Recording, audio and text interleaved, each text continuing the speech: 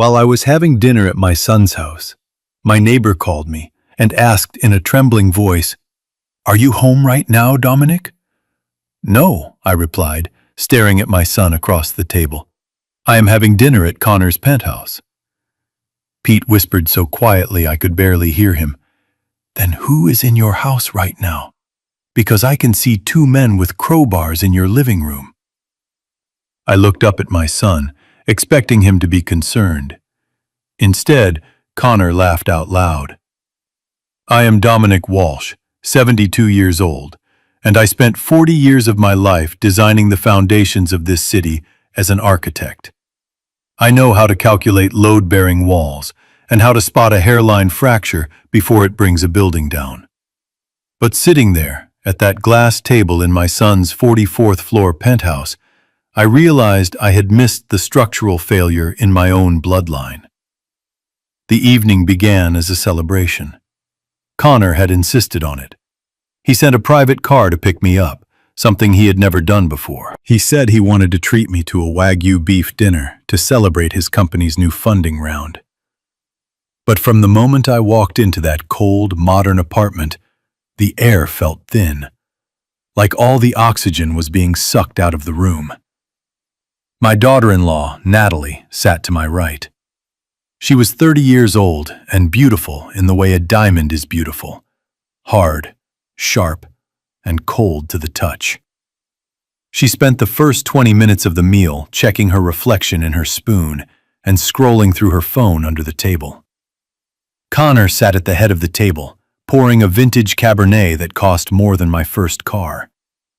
He was smiling, but it wasn't the smile of the boy I used to take fishing on Lake Michigan. It was a practiced smile, the kind a shark gives before it takes a bite. The steak was tender, melting on my tongue, but as I swallowed, it tasted like ash. There was a nervous energy radiating off Connor. He kept tapping his foot against the leg of the table, a rhythmic, anxious thud that echoed in the silence. "Eat up, Dad," Connor said, refilling my glass before I had even finished the first serving. "You need your strength. It is a big night." I asked him what was so big about a Tuesday night, but he just winked at Natalie. She giggled, a sound that grated on my nerves like fingernails on a chalkboard. That was when my phone buzzed against the polished mahogany of the table. I glanced at the screen. It was Pete. Pete was my neighbor of 20 years, a retired Marine who spent his days manicuring his lawn with military precision and his nights watching old westerns. Pete never called past 8 in the evening. He respected the unspoken rules of neighborly conduct. If Pete was calling at 9:30, something was wrong. I picked up the phone. "Excuse me," I muttered to the table. Connor's fork paused halfway to his mouth. His eyes narrowed slightly, a microscopic shift in demeanor that my architect's eye caught immediately. "Hello, Pete," I said. "Is everything all right?" "Dominic," Pete's voice came through the line, tight and low. I could hear the wind whistling in the background, which meant he was outside, probably crouching behind his hedge. "Dominic, are you inside your house right now?" "No, Pete, I told you. I am at Connor's place downtown. We are having dinner. Why?" There was a pause on the other end, heavy and terrifying. "Because the lights in your master bedroom just turned on," Pete whispered. "And I saw shadows. 2 of them. Big men. One of them is holding something that looks like a crowbar or a sledgehammer. They are tearing up your floorboards, Dominic." My blood ran cold. My house. The Victorian home on Oak Street where I had lived for 40 years. The house where I had raised Connor. The house where my late wife, Martha, had taken her last breath. It was my sanctuary, filled with a lifetime of blueprints, memories, and the smell of old paper and cedar wood. Someone was inside. I stood up so abruptly that my chair scraped loudly against the marble floor. "Connor," I said, my voice steady despite the hammering in my chest. Call 911. Pete says there are intruders in my house. The reaction I expected was panic. I expected Connor to drop his fork, pull out his phone, and dial the police. I expected Natalie to gasp. I expected concern. Instead, the room went dead silent. Connor did not move. He slowly lowered his fork to the plate with a soft clink. He picked up his napkin and dabbed the corners of his mouth. He looked at Natalie, and then, slowly, he looked back at me. And he laughed. It was a dry, humorless sound. "Sit down, Dad," Connor said. "Don't be dramatic." I stood frozen, the phone still pressed to my ear. "What did you say?" I asked, unable to comprehend the scene before me. "I said, sit down," Connor repeated, his voice dropping an octave. "There are no burglars. Well, not technically. They are contractors. I hired them." "You hired them?" I stammered. "To do what?" "To break into my house at night and tear up the floorboards. Pete says they have crowbars." Connor took a sip of wine, savoring it as if he had all the time in the world. "They are expediting the moving process, Dad. The buyer wants the property vacant and stripped by tomorrow morning. They plan to demolish it to build a new condo complex, so there is no point in being careful with the interior. We need to make sure there are no structural surprises before the excavators come in." The phone slipped from my fingers and landed on the thick carpet with a dull thud. I could still hear Pete's tinny voice shouting, "Dominic! Dominic, are you there? Should I go in with my shotgun?" But I couldn't answer him. The world was spinning. "Buyer?" I whispered. "I never sold my house, Connor. It is not for sale." "It will never be for sale." Natalie finally spoke up, her voice dripping with fake sympathy. "Oh, Dominic, don't be difficult. You signed the power of attorney 6 months ago when you had your eye surgery. Remember? We handled everything for you. It is a done deal. The wire transfer hit Connor's account this afternoon. $3 million. It is a lot of money, Dad. Enough to pay off, well, enough to help us out." I looked at my son, the boy I had taught to ride a bike, the boy I had sat up with when he had fevers, the boy whose tuition I had paid for by working double shifts at the firm. He wasn't a boy anymore. He was a stranger in a $3,000 suit. "You forged my signature," I said, the realization hitting me like a physical blow. "That power of attorney was for medical decisions only. If you used it to sell my house, that is fraud, Connor. That is a federal crime." Connor slammed his hand on the table, making the crystal glasses jump. "It is survival, Dad." He stood up, towering over me. "You are sitting on a gold mine, rotting away in that old museum of a house, while my company is bleeding cash. Do you have any idea what the burn rate is for a tech startup in this city? I needed liquidity, and you need care." He gestured around the penthouse. "We have made arrangements. You are not going back to Oak Street. Tonight, you stay here. Tomorrow morning, a van from Sunrise Senior Living will pick you up." "It is a nice place, Dad." Natalie picked it out. Private room, bingo nights, round-the-clock supervision. "It is for your own good. You are getting forgetful. You are old. You can't live alone anymore."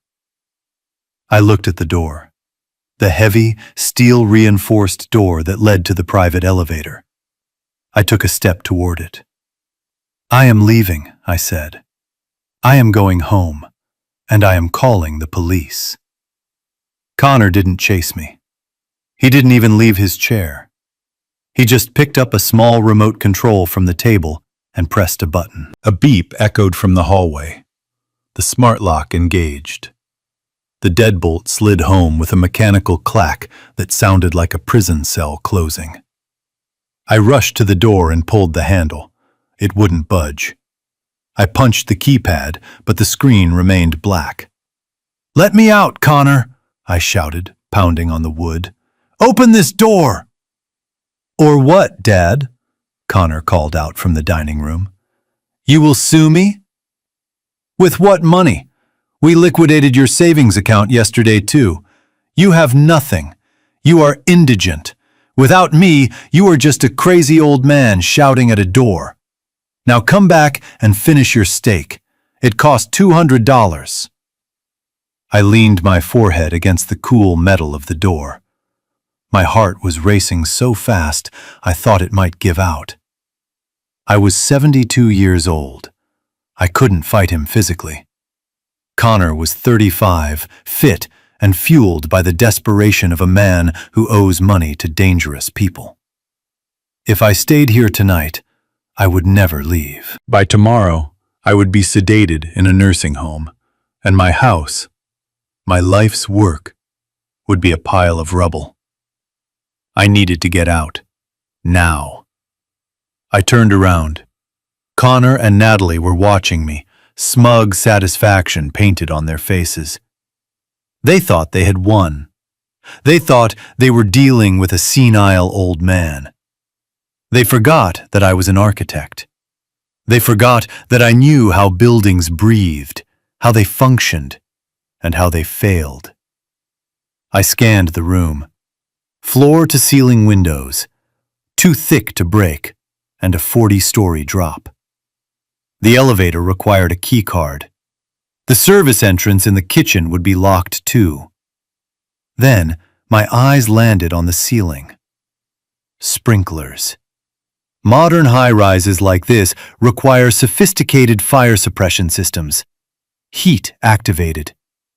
And right next to the dining table stood Connor's pride and joy.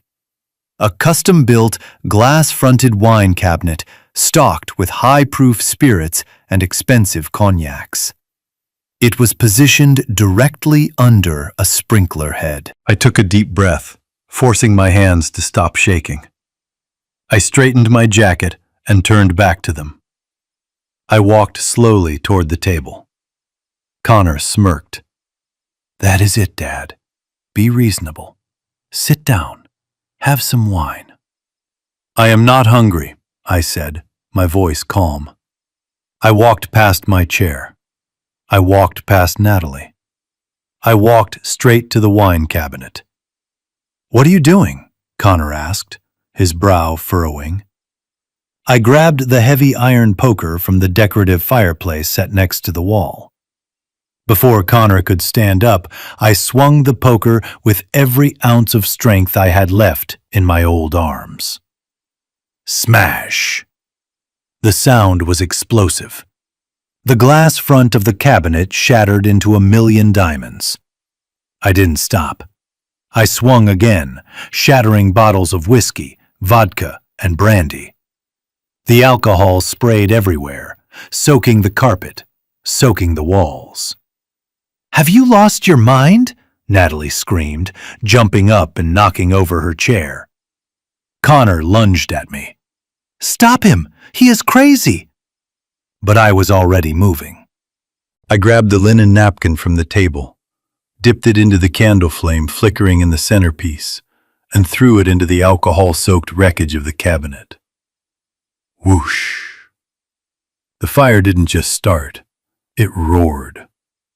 The high-proof alcohol caught instantly, sending a tongue of blue and orange flame licking up toward the ceiling.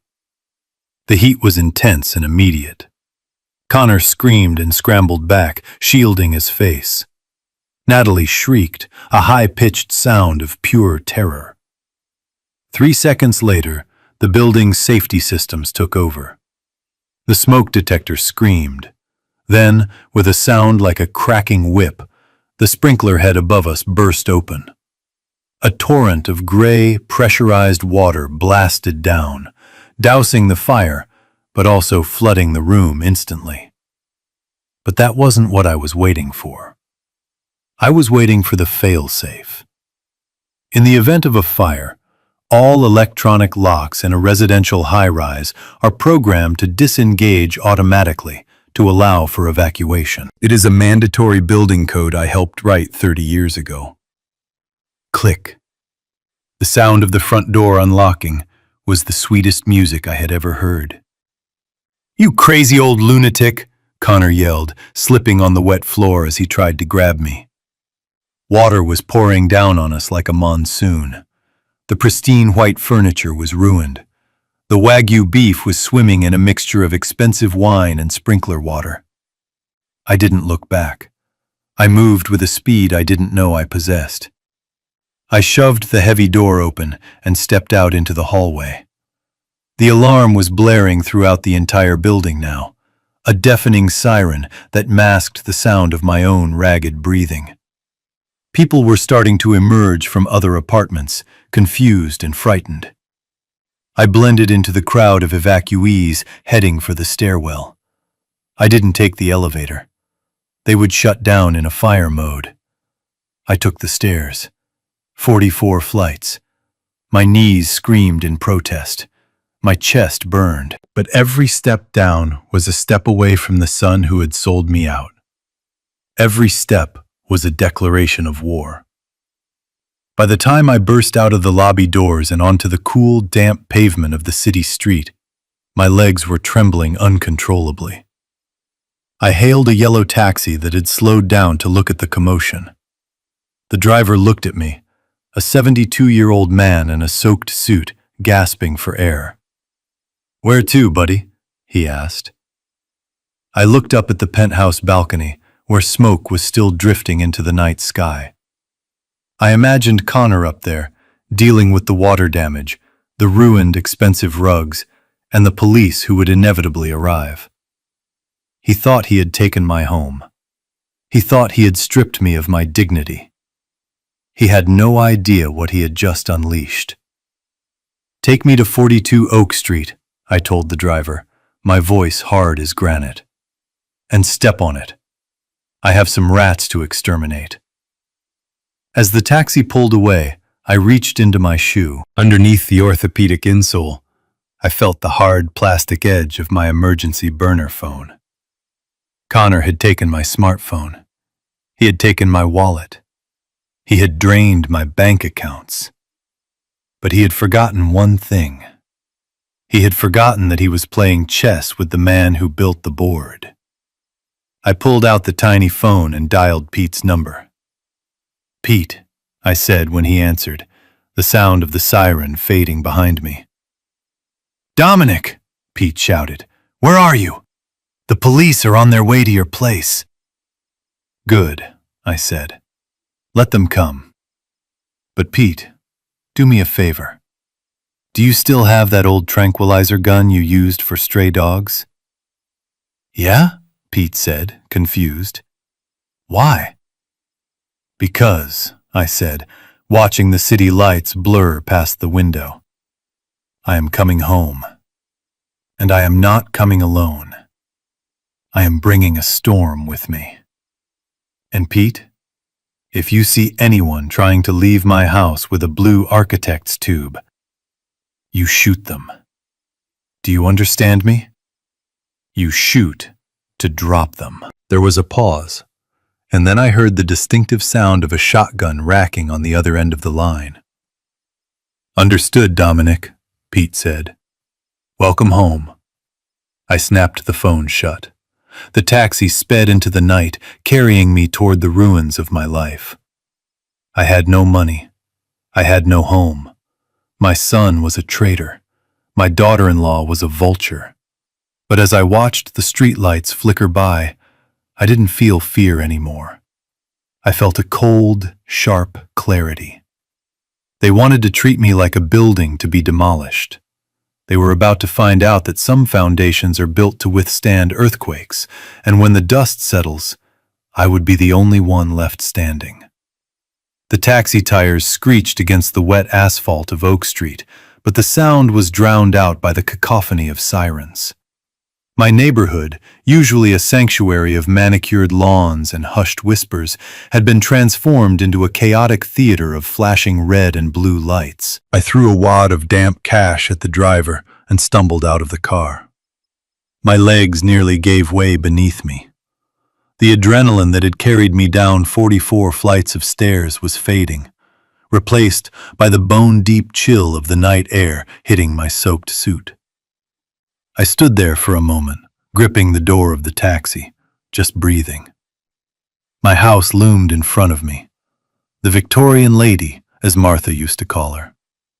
We had spent 10 years restoring her, stripping away layers of cheap paint to reveal the original cedar siding, sanding the banisters until they felt like silk. Now, police tape zigzagged across the front porch like a yellow scar. The front door, a solid piece of mahogany I had refinished with my own hands, stood wide open, gaping like a scream. Officer Miller, a young man I had known since he was a rookie patrolling the school zones, was trying to hold back a small crowd of neighbors. Among them was Pete, still wearing his bathrobe, clutching his shotgun with white-knuckled intensity, while another officer tried to talk him down. I pushed through the crowd, my shoes squelched with every step, a humiliating reminder of my escape. "Mr. Walsh," Officer Miller said, spotting me. He looked relieved but also confused. He took in my appearance, the dripping hair, the ruined suit, the wild look in my eyes. "Sir, are you all right? We got a call about a break-in, but the men inside claim they have a work order." I didn't answer him. I couldn't. The sound coming from inside my house was tearing me apart. It wasn't the sound of renovation. It was the sound of destruction. I pushed past the officer and walked up the front steps. The wood of the porch was familiar under my feet, but the vibration running through the structure was wrong. As an architect, I feel buildings. I feel their weight, their settlement, their groan. Tonight, my house was shuddering in pain. I stepped across the threshold and stopped dead. The foyer was a wreck. Muddy boot prints were stamped all over the Persian rug Martha had brought back from our honeymoon in Istanbul. But that was nothing compared to the living room. The furniture had been shoved carelessly into corners, piled up like garbage. The velvet armchair where I read my morning paper was overturned, its legs pointing helplessly at the ceiling. But my eyes were drawn to the center of the room. 2 men were there. They didn't look like contractors. They didn't wear tool belts or uniforms. They wore tight t-shirts that strained against gym-built muscles, and their arms were covered in ink. They were sweating, panting, and holding crowbars that looked heavy enough to kill a man. They had ripped up the floor. My breath caught in my throat, a ragged gasp that turned into a sob I refused to release. I had laid that floor myself, quarter-sawn white oak, arranged in a herringbone pattern that took me 3 weeks to perfect. I had selected each plank for its grain and color. I had driven every nail with precision. Now, jagged splinters of wood stuck up like broken ribs. The subfloor was exposed, a dark, gaping wound in the heart of my home. One of the men, the bald one with a snake tattoo winding up his neck, leaned on his crowbar and looked at me. He didn't look afraid. He looked annoyed. "Who is the wet rat?" he grunted, wiping sweat from his forehead with the back of a dirty glove. Officer Miller stepped in behind me. "That is the homeowner," he said, his voice hardening. "And I suggest you put that tool down right now." The man shrugged and dropped the crowbar. It hit the exposed concrete slab with a metallic clang that echoed through the house. "We're just doing a job, officer," he said, his voice rough like gravel. "Boss said gut the floor. We are gutting the floor." "You are destroying my life," I whispered. I walked forward, my steps unsteady. I knelt down beside the wreckage. I touched a piece of the splintered oak. It was sharp, jagged. This wasn't demolition for a remodel. This was a search. They had torn up a specific section, right in the center of the room, and were digging into the dirt beneath the foundation. They weren't building anything. They were looking for something buried. "Get them out," I said, standing up. The rage that had been cold in the taxi was now turning into a hot, molten thing in my chest. "Get them out of my house, Miller. Arrest them." The second man, younger but with eyes that looked dead, smirked. "Arrest us for what, old man? We got a permit. We got a signed work order from the owner, Connor Walsh." He pointed to a clipboard lying on top of my overturned bookshelf. I looked at the clipboard. I didn't need to read it to know what it said. It was another lie, another forgery, another piece of paper my son had used to strip mine my existence. Officer Miller looked at the paperwork, then back at me. "Mr. Walsh," he said, his tone apologetic. "If your son authorized this, it is a civil matter. I can't arrest them for breaking and entering if they have a key and a contract." I turned on him. "Look at this," I shouted, sweeping my hand across the devastated room. "Does this look like a renovation to you? They are digging holes in the foundation. They are compromising the structural integrity of the load-bearing beams. I am a licensed architect, Miller. I am telling you, this is not construction. This is vandalism. This is desecration." The bald man laughed. He kicked a piece of my floorboard across the room. It hit the wall, leaving a dent in the plaster. "Listen to Grandpa," he mocked. "He thinks he knows about structure. We're looking for pipes, Pops. Leaky pipes." I stared at him. I memorized his face. I memorized the scar on his chin, the shape of his ears, the snake on his neck. I filed it all away in the cold, analytical part of my brain, where I used to keep complex structural equations. "You are not looking for pipes," I said, my voice dropping to a dangerous calm. "There are no pipes under this section of the living room. The main water line runs along the east wall. The sewage line runs to the north. Beneath this floor is nothing but compacted earth and concrete." The smile faded from the bald man's face.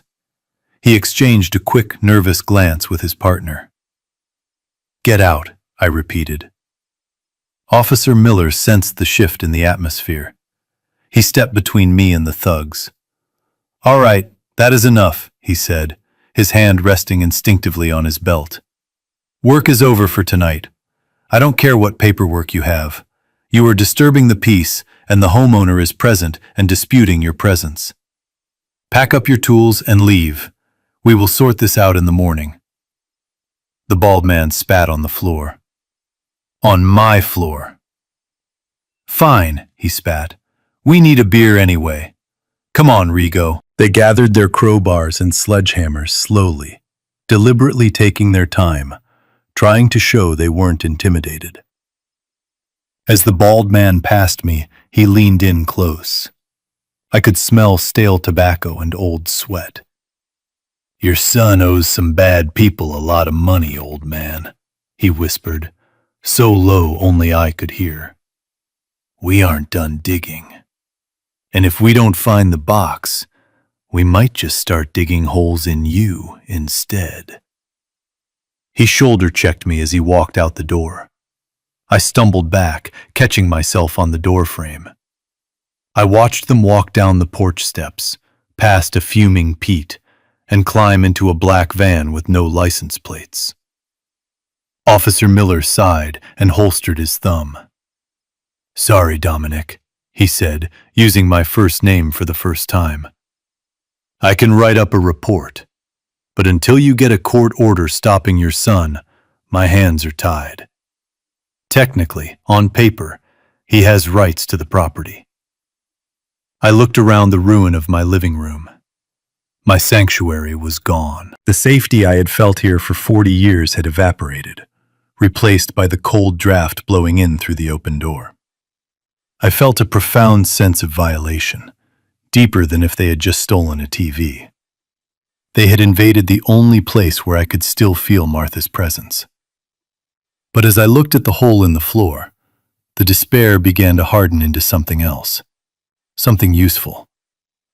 They were looking for a box, a specific box, and they were digging in the living room because they thought that was where I kept my valuables. They were wrong. I didn't keep my most dangerous secrets in the living room. I walked over to the hole in the floor and stared into the dark earth. Connor thought he was smart. He thought he could bulldoze his way through my life. But he had made a fatal error. He had declared war on an architect in his own building. He had forgotten that I knew every secret passage, every hollow wall, and every hidden compartment in this house. I looked up at Officer Miller. "Thank you, officer," I said, my voice entirely steady now. "You can go. I will wait for my son." "You going to be okay here alone?" Miller asked, looking worried. "I am not alone," I said, glancing out the window where Pete was still standing guard on his lawn, shotgun cradled in his arm like a baby. "And besides, I have some cleaning up to do." As the police cruiser pulled away, I closed the front door. I locked it. Then I engaged the heavy brass deadbolt I had installed myself. I turned back to the silent, wounded house. "I am sorry, old girl," I whispered to the walls. "I am sorry I let them hurt you. But don't worry. We are going to fix this. And then we are going to bring the whole roof down on their heads." The silence in the living room did not last long.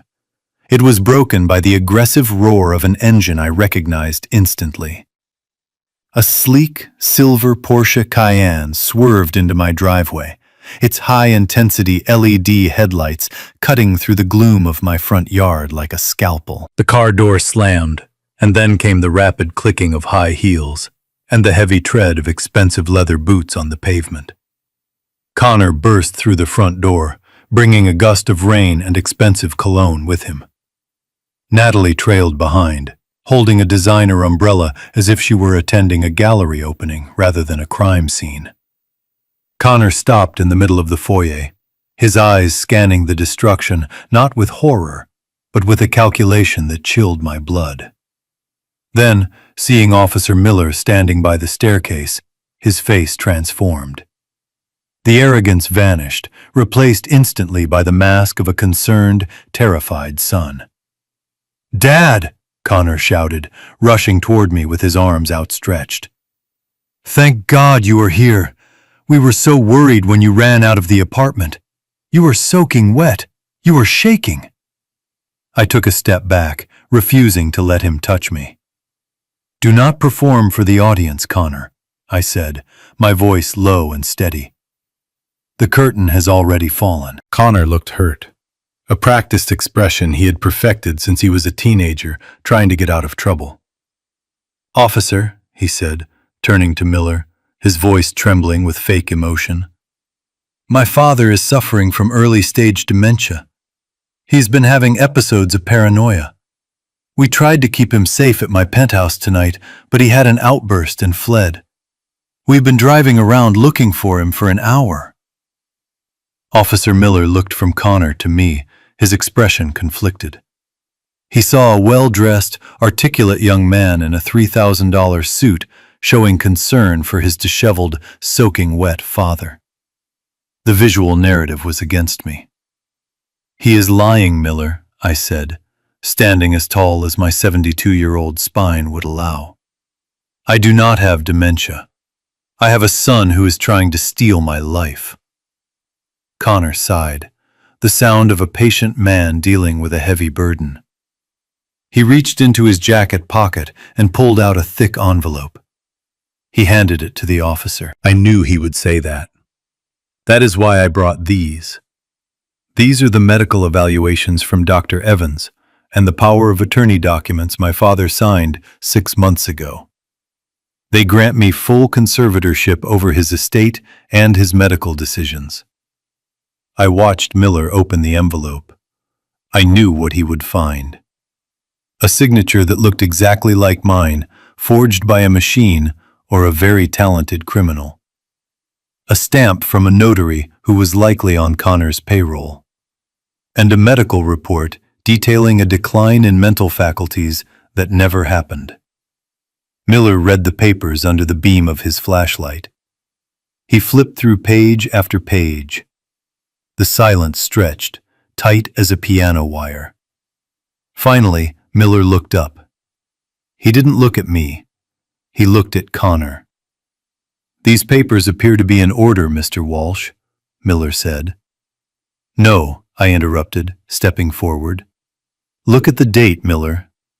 That date corresponds to the week I was in the hospital for cataract surgery. I was heavily medicated." Even if that signature is mine, which it is not, it was obtained under duress and influence. That makes it void. It makes it a matter for a judge, not a patrol officer, Connor said smoothly, cutting me off. "Officer, look at this house. Look at the floor. My father is tearing up his own home looking for things that don't exist. He is a danger to himself. That is why I hired the contractors to secure the property and why I arranged for him to be moved to a facility where he can be monitored." Miller turned to me. His face was sympathetic, but his eyes were hard. "The law is a binary system. It sees paper, not truth. Dominic," he said gently, "if your son has power of attorney and he authorized the work crews, then no crime has been committed here tonight. Technically, he has the legal right to manage the property." "But it is my home," I said, feeling the walls closing in. "I built this, and now you are destroying it," Connor said. "Officer, if you could please give us a moment. I need to speak to my father. I need to calm him down before we take him to the Sunrise facility." Miller hesitated, then nodded. "I will be right outside on the porch," he said, "just in case." As soon as Miller stepped out and the front door clicked shut, the atmosphere in the room changed instantly. The concerned sun vanished. The shark returned. Connor walked over to the hole in the floorboards. He looked down at the exposed earth, then kicked a piece of splintered oak with his boot. "You are making this very difficult, Dad," Connor said, his voice devoid of any warmth. "And very expensive. Do you know how much it cost to get those guys here on short notice?" I walked over to my overturned armchair and righted it. I sat down, not because I wanted to, but because my knees were shaking. "Why, Connor?" I asked. "Why are you doing this? Is the company really doing that bad?" Connor laughed, a sharp, bitter bark. "Bad, Dad. The company is dead. It has been dead for 6 months. I borrowed money to keep it afloat. I borrowed from banks, then from friends, and then, when everyone stopped picking up my calls, I borrowed from people who don't sue you when you don't pay. They just break things. First your fingers, then your legs." He walked toward me, stopping just inches from my chair. He loomed over me, casting a long shadow across the ruined floor. "They gave me a deadline, Dad. Tomorrow. $5 million, or I disappear." I looked at him. I didn't see a monster. I saw a terrified child who had played with matches and burned down the forest. But his fear had made him dangerous. "So you sell my house," I said. "This house is worth $3 million. Where does the other $2 million come from?" Connor leaned down. He brought his face close to mine. I could see the sweat beading on his upper lip. I could smell the stale wine on his breath. "The box, Dad," he whispered. The steel box you buried under the foundation 20 years ago. The one with the original blueprints for the Federal Reserve Vault. My heart stopped. I stared at him, keeping my face perfectly neutral, a skill I had learned in high-stakes boardroom negotiations. How did he know? I had never spoken of it. I saw you, Connor hissed. I was 15. I snuck down here to smoke a cigarette while you were pouring the new concrete in the basement. I saw you put the tube in a steel case and bury it before you laid the screed. I didn't know what it was then, but I remember you telling Mom that those prints were the only copy in existence, that they showed the blind spots in the sensors. He straightened up, adjusting his cuffs. I have a buyer for those prints, Dad. A very motivated buyer in the Eastern European market. They are willing to pay $2 million for the vulnerability you designed into that vault. You are delusional, I said quietly. That was 20 years ago. The bank has upgraded its security systems 3 times since then. No, they haven't, Connor smiled, and it was a cruel, triumphant thing. They upgraded the software. They never touched the physical structure. The ventilation shafts, the load-bearing weak points. They are all still there, and you know it. That is why you kept the prints, isn't it? An architect's ego. You wanted to keep the secret of your masterpiece. He leaned in again, his voice dropping to a terrifying whisper. Tell me where it is. The guys dug up the living room because that is where the main beam is, but it wasn't there. Where is it, Dad? I looked at my son. He was willing to aid in a robbery of a federal bank. He was willing to sell his father's integrity to save his own skin, and he was willing to put me in a home to do it. I don't know what you are talking about, I said. I buried a time capsule. Pictures of you. Letters from your mother. There are no blueprints. Connor's face twisted in rage. He grabbed the arms of my chair, trapping me. Don't lie to me! I don't have time for your games. If I don't have that box by tomorrow noon, the people I owe money to, they are not just coming for me. They know you are my father. They know where you live. If I go down, Dad, I am taking you with me. Do you understand? They will come here, and they won't use crowbars on the floor. They will use them on you. I looked into his eyes. I saw the truth there. He wasn't bluffing about the danger. He was a drowning man trying to climb onto my shoulders to breathe, even if it meant drowning me. Natalie stepped forward from the shadows near the door. Her face was pale, her boredom replaced by anxiety. Connor, the police officer is looking through the window. Keep it down. Connor let go of the chair and stood up. He smoothed his jacket, taking a deep breath to compose himself. Fine, he said. Have it your way. He walked to the door and opened it. Officer Miller, he called out. We are ready. My father is confused, but he is willing to go. Miller stepped back inside. I looked at the officer. I looked at the gun on his hip. It represented the law, but in this moment, the law was a weapon being used against me. If I fought now, if I screamed about bank robberies and loan sharks, Connor would use it as proof of my dementia. See, he would say, he is hallucinating about heist movies. I would be sedated within the hour. I needed time. I needed space to maneuver. I stood up slowly. My joints popped. I brushed a speck of dust from my ruined suit. I am ready, I said to Miller. Connor looked surprised. He expected a fight. He expected me to beg. I will go to the Sunrise facility, I continued, keeping my eyes fixed on the wall, refusing to look at my son. I am tired. I want to sleep. Good, Connor said, exhaling a breath he had been holding. That is sensible, Dad." He thought he had won.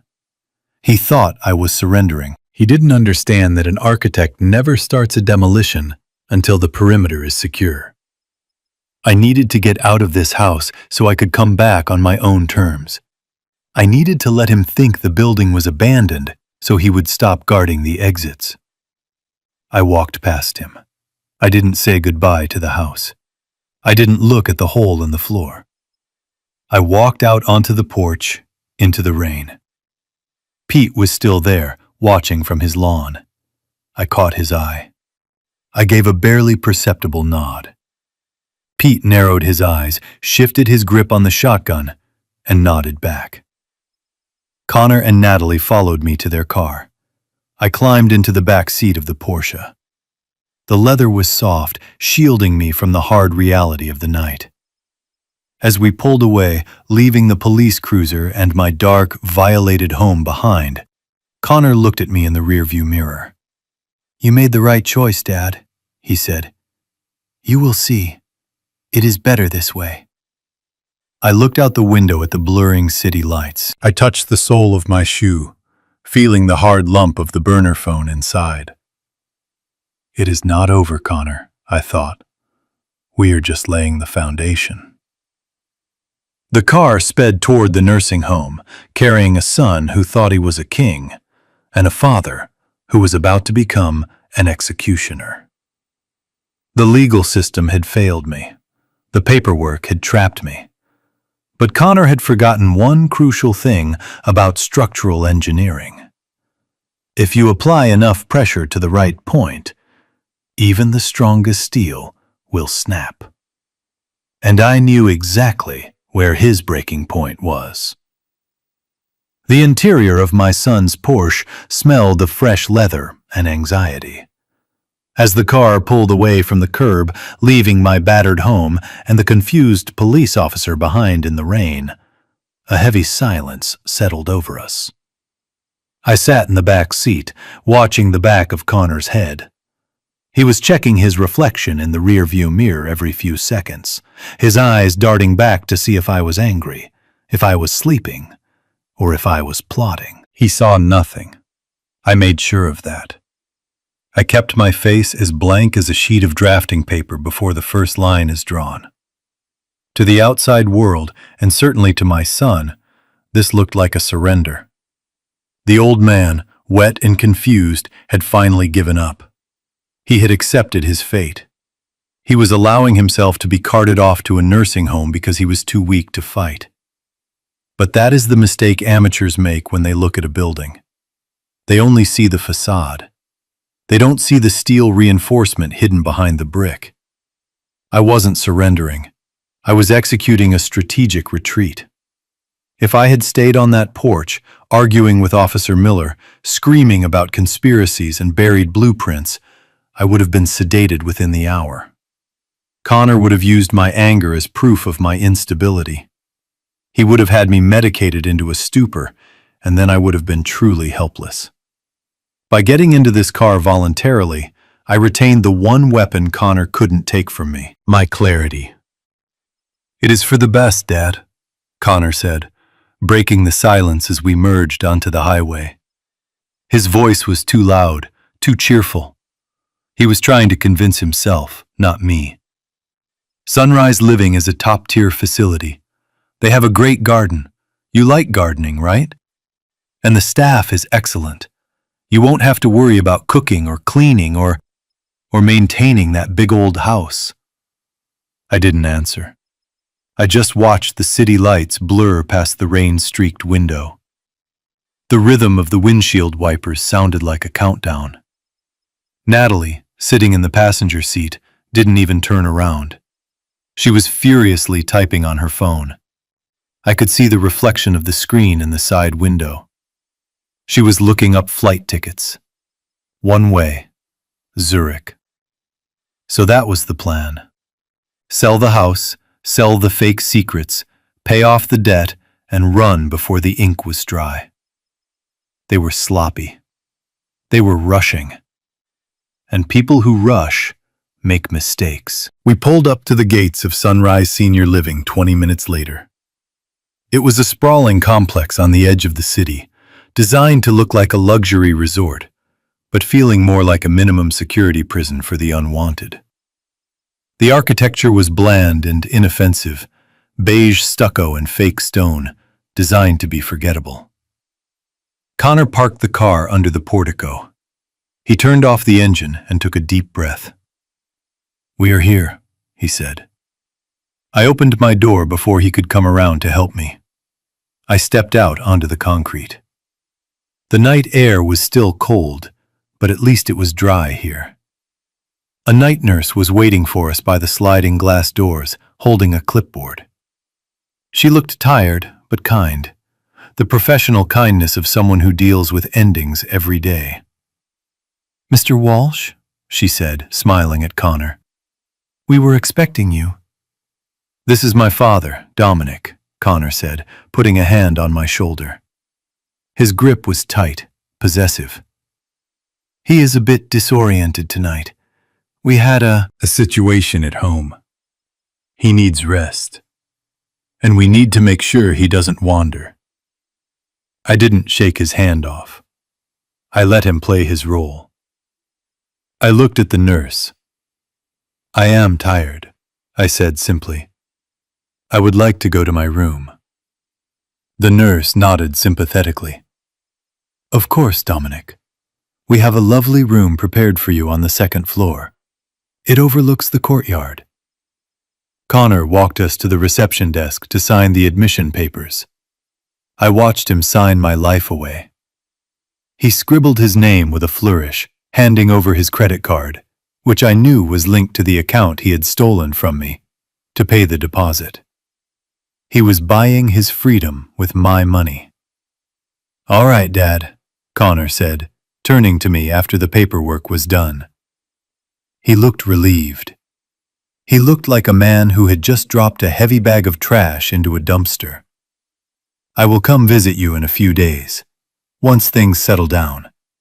Once we get the house sorted." I looked him in the eye. For a second, just a split second, I let the mask slip. I let him see the cold, hard calculation behind my gaze. "Don't worry about the house, Connor," I said softly. "It will be taken care of." He frowned, unsure of what I meant, but he was too eager to leave to ask. He patted my shoulder one last time. "Yeah, okay. Get some sleep, Dad." He turned and walked away. He walked fast. He grabbed Natalie's hand, and they practically ran back to the Porsche. They couldn't wait to get away from the guilt standing in the lobby. I watched through the glass doors as the taillights of the Porsche faded into the night. Goodbye, Connor, I thought. Enjoy your victory lap. It will be a short one. The nurse, whose name tag read Brenda, touched my arm gently. "Mr. Walsh, shall we go upstairs?" I followed her to the elevator. The facility was quiet. The smell of antiseptic and lavender air freshener hung heavy in the air. We walked down a long hallway lined with identical doors. Behind each one was a story, a life, probably abandoned just like mine. "Here we are," Brenda said, opening door 204. The room was small, clean, and completely devoid of personality. A single bed, a nightstand, a television mounted on the wall. It was a cell, but it was a comfortable one. "Do you need anything before I go?" Brenda asked. "A glass of water. A sedative to help you sleep." "No, thank you," I said. "I just need quiet." She nodded and left, closing the door softly behind her. As soon as the latch clicked, I moved. The frailty vanished. I walked to the door and listened, footsteps fading away. Silence. I went to the window and looked out. The courtyard below was empty. Beyond the fence, the city glowed. I sat down on the edge of the bed and untied my left shoe. My hands were steady. I pulled out the orthopedic insole. Underneath lay the burner phone, small, black, and beautiful. It was my lifeline, my command center. Connor thought he had put me in storage. He thought he had bought himself time to find the box. But he didn't understand the concept of a Trojan horse. He hadn't trapped me in here. He had set me free from his supervision. I powered on the phone. The battery was at 80%. Plenty of juice for what I needed to do. I didn't call Pete yet, not immediately. First, I needed to assess the battlefield. I opened the browser on the tiny screen and logged into my encrypted cloud server. It was a system I used for my architectural firm, secure enough for government contracts. I navigated to the folder labeled Oak Street Renovation. But it wasn't renovation plans. It was the master access logs for the smart home system I had installed 3 years ago. Connor had locked me out of the app on my main phone, but he couldn't lock me out of the back-end server. I watched the screen. Motion detected, living room. Motion detected, master bedroom. They were back. Not Connor and Natalie, the other ones. The men with the crowbars. They had returned to finish the job. Let them dig, I whispered to the empty room. Let them destroy the floor. Let them tear down the drywall. I checked the time. It was 11 p.m. I had 12 hours before the bank opened. 12 hours before Connor's deadline. 12 hours to turn this nursing home room into a war room. I dialed a number from memory. It wasn't Pete. It was a number I hadn't called in 10 years. A woman named Whitman. The most ruthless estate attorney in the state, and the only person I trusted to handle a demolition of this magnitude.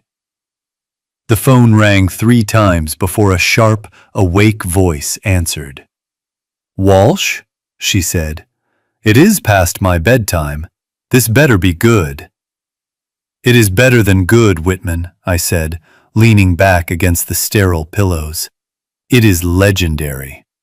I need you to file an emergency injunction, and then I need you to help me fake a death. Not mine, my son's inheritance." I could hear the smile in her voice through the phone. "Start talking, Dominic. I am pouring a coffee." I closed my eyes, visualizing the blueprints of my revenge. The foundation was laid. Now it was time to erect the steel. Connor wanted a legacy. I was going to give him one he would never forget. The digital clock on the bedside table read 2 in the morning. The nursing home was silent, a heavy, medicated silence that felt more like a tomb than a place of rest. I sat on the edge of the twin bed, the sheets untouched. I hadn't slept.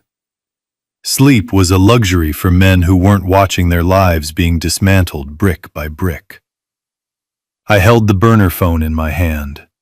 It was warm, a small beacon of heat in the cold room. On the other end of the line, I could hear the rhythmic clicking of a keyboard. Whitman was working. She was the best estate attorney in Chicago, a woman who treated legal battles like blood sport. I had hired her 20 years ago, not because she was kind, but because she was terrifying. "So let me get this straight, Dominic." Whitman's voice came through the speaker, crisp and devoid of sleepiness despite the hour. "You are currently sitting in a room at Sunrise Senior Living, checking yourself in as a voluntary resident, while your son is orchestrating a fire sale of your entire existence." "That is correct," I said, my voice barely a whisper. I needed him to think I was contained, Whitman. I needed him to lower his guard. If I am in here, he stops looking over his shoulder. And if he stops looking over his shoulder, he gets sloppy. "He is already sloppy," Whitman scoffed. "I am looking at the county records right now. He didn't just forge your signature on the house deed. He has been busy, Dominic. Very busy. I braced myself. I thought I was ready. I thought the house was the worst of it. I was wrong. Tell me, I said. Whitman paused. The typing stopped. When she spoke again, her voice had lost its usual sharp edge. It was softer, heavier. Dominic, she said. He accessed your investment portfolio 3 days ago. The college funds for your grandkids. They are gone. Liquidated and transferred to an offshore shell company that I am guessing belongs to his creditors. I closed my eyes. The grandkids. Little Leo and Sarah. I had started those funds the day they were born. Every birthday check, every bonus from a big project, I had put it away for them. I wanted them to have choices. I wanted them to be free. Now, their future was sitting in the pocket of some loan shark because their father couldn't stop gambling with money that wasn't his. I felt a crack in my chest, a physical pain that radiated out to my fingertips. But I didn't cry. Crying was for victims. I wasn't a victim. I was an architect assessing damage. Is that all? I asked, my voice trembling slightly. There is one more thing, Whitman said. And Dominic, you need to sit down for this. I am already sitting, I said. Just say it. He sold the plot at Evergreen Cemetery, she whispered. The air left the room. Evergreen Cemetery. The plot next to Martha. When Martha died 5 years ago, I bought 2 plots side by side under the old oak tree she loved. We had picked them out together. I want to be near the roots, Dom, she had said, so I can help the tree grow. I had promised her that when my time came, I would be right there beside her. It was the only promise that mattered anymore. He sold it? I stammered, unable to comprehend the level of desecration. But he can't. That is hallowed ground, Whitman. That is my wife. That is my resting place. He listed it as unused real estate, Whitman explained, her voice tightening with professional rage. He found a loophole in the cemetery's resale policy. He sold the rights to the plot next to Martha to a stranger for $8,000. He sold your grave, Dominic. He sold your reunion with your wife for pocket change. Something inside me snapped. It wasn't a loud snap. It wasn't an explosion. It was the sound of a steel cable finally giving way under too much tension. The grief I had been holding back, the sadness, the confusion, it all vanished. In its place, a cold, dark void opened up. A void filled with absolute, crystalline clarity. He sold my grave, I repeated. The words tasted like iron. Dominic, Whitman said urgently, listen to me. We can fix this. I can file an injunction. I can sue for emotional distress. I can have him arrested for fraud before the sun comes up. No, I said. The word was flat, hard, and final. No arrests. Not yet. Whitman was silent for a moment. What do you mean, no? Dominic, he has stripped you bare. He has taken your home, your money, and now your grave. If we wait, he might disappear.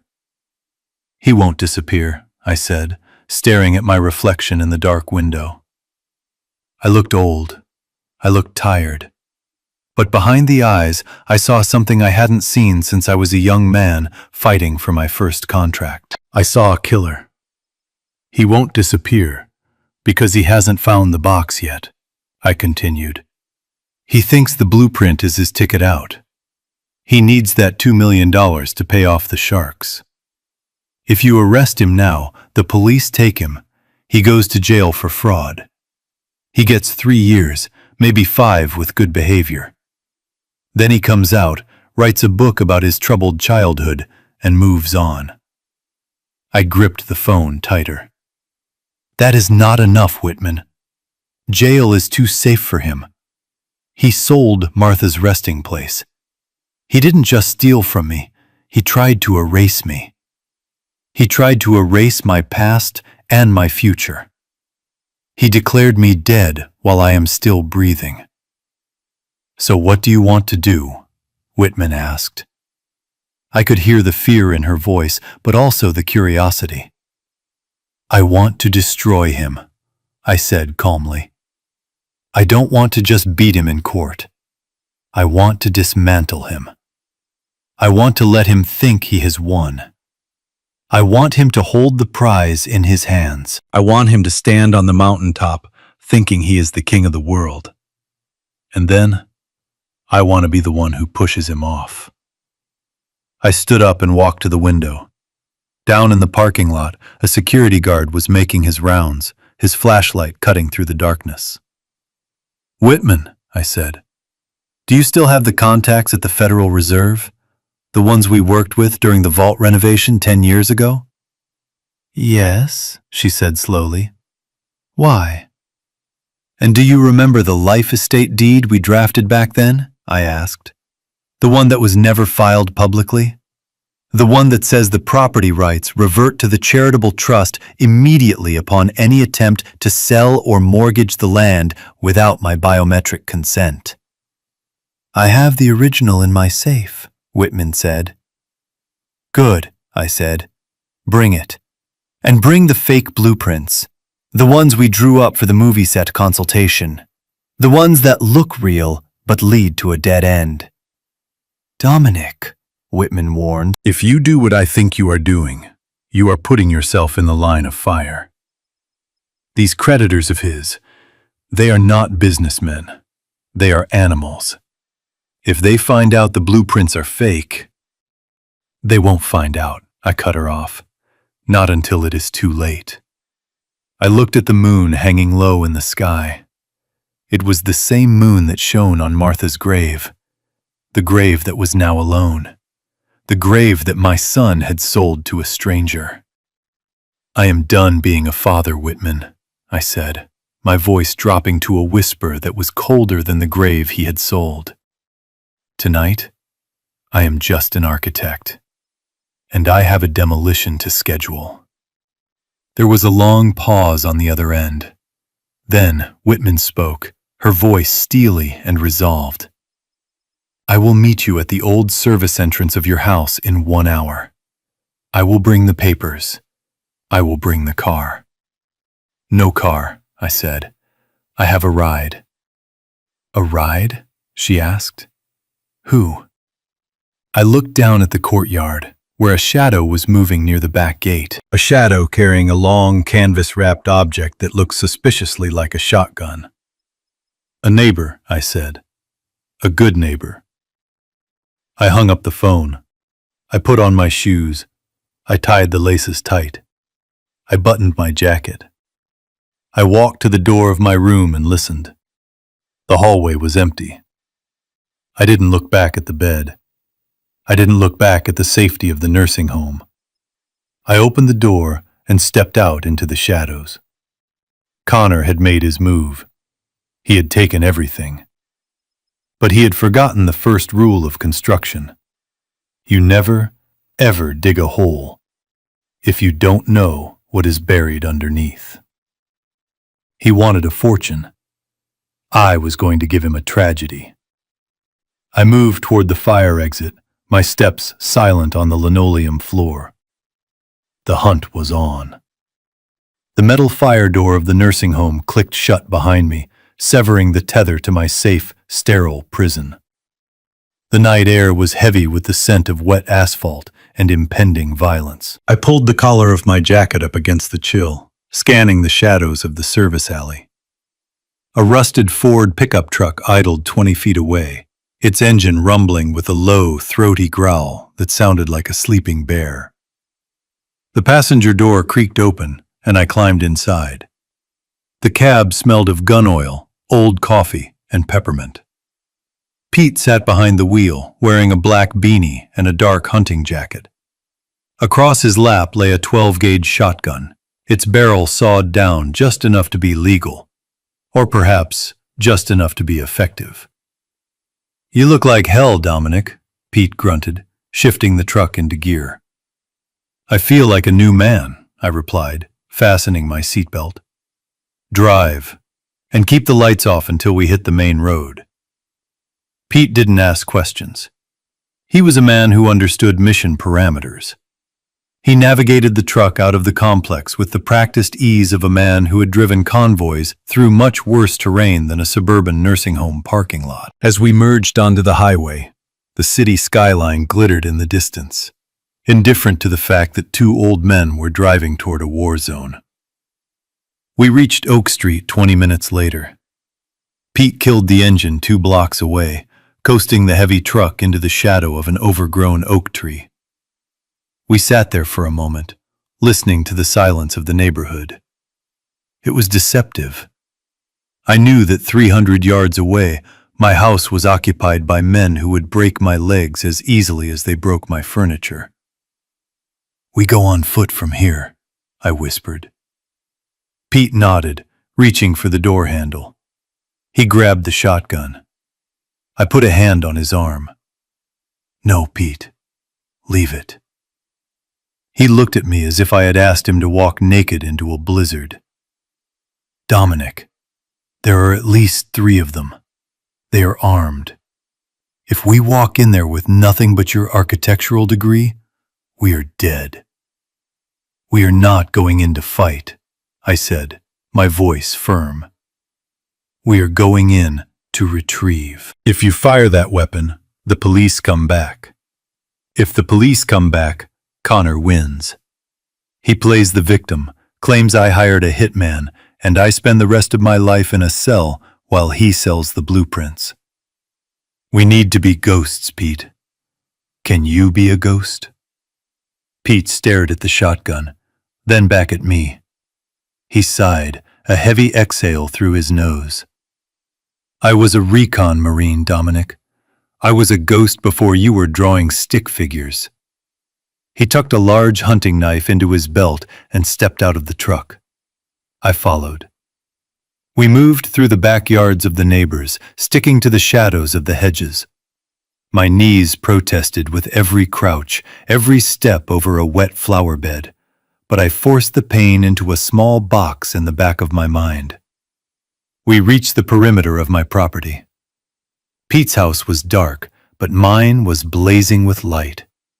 Every window was illuminated. They weren't hiding their presence. They were claiming their territory. We crouched behind the thick rhododendron bushes that lined the boundary between our lots. Through the leaves, I could see a black SUV parked in my driveway. A man was leaning against the hood, the cherry of his cigarette glowing bright red in the darkness. He was big, wearing a leather jacket, watching the street. "The front door is compromised," Pete whispered. "Back door will have a spotter too." "I know," I said. "We aren't using the doors." I signaled Pete to follow me. We belly crawled through the wet grass, the mud seeping into my trousers, until we reached the foundation of the house on the east side. This was the blind spot. No windows overlooked this specific patch of garden. I brushed away a pile of dead leaves near the brickwork, revealing a small, rusted iron grate. "A coal chute," Pete whispered, realizing. "I haven't seen one of these in 50 years. I smiled in the dark. When I renovated the heating system in '95, I converted to gas. But I didn't seal the chute. I capped it from the inside with a pressure latch, just in case I ever needed to run new cabling, or in case I needed to break into my own house.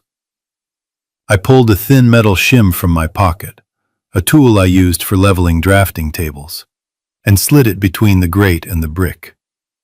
I felt the latch mechanism. I twisted.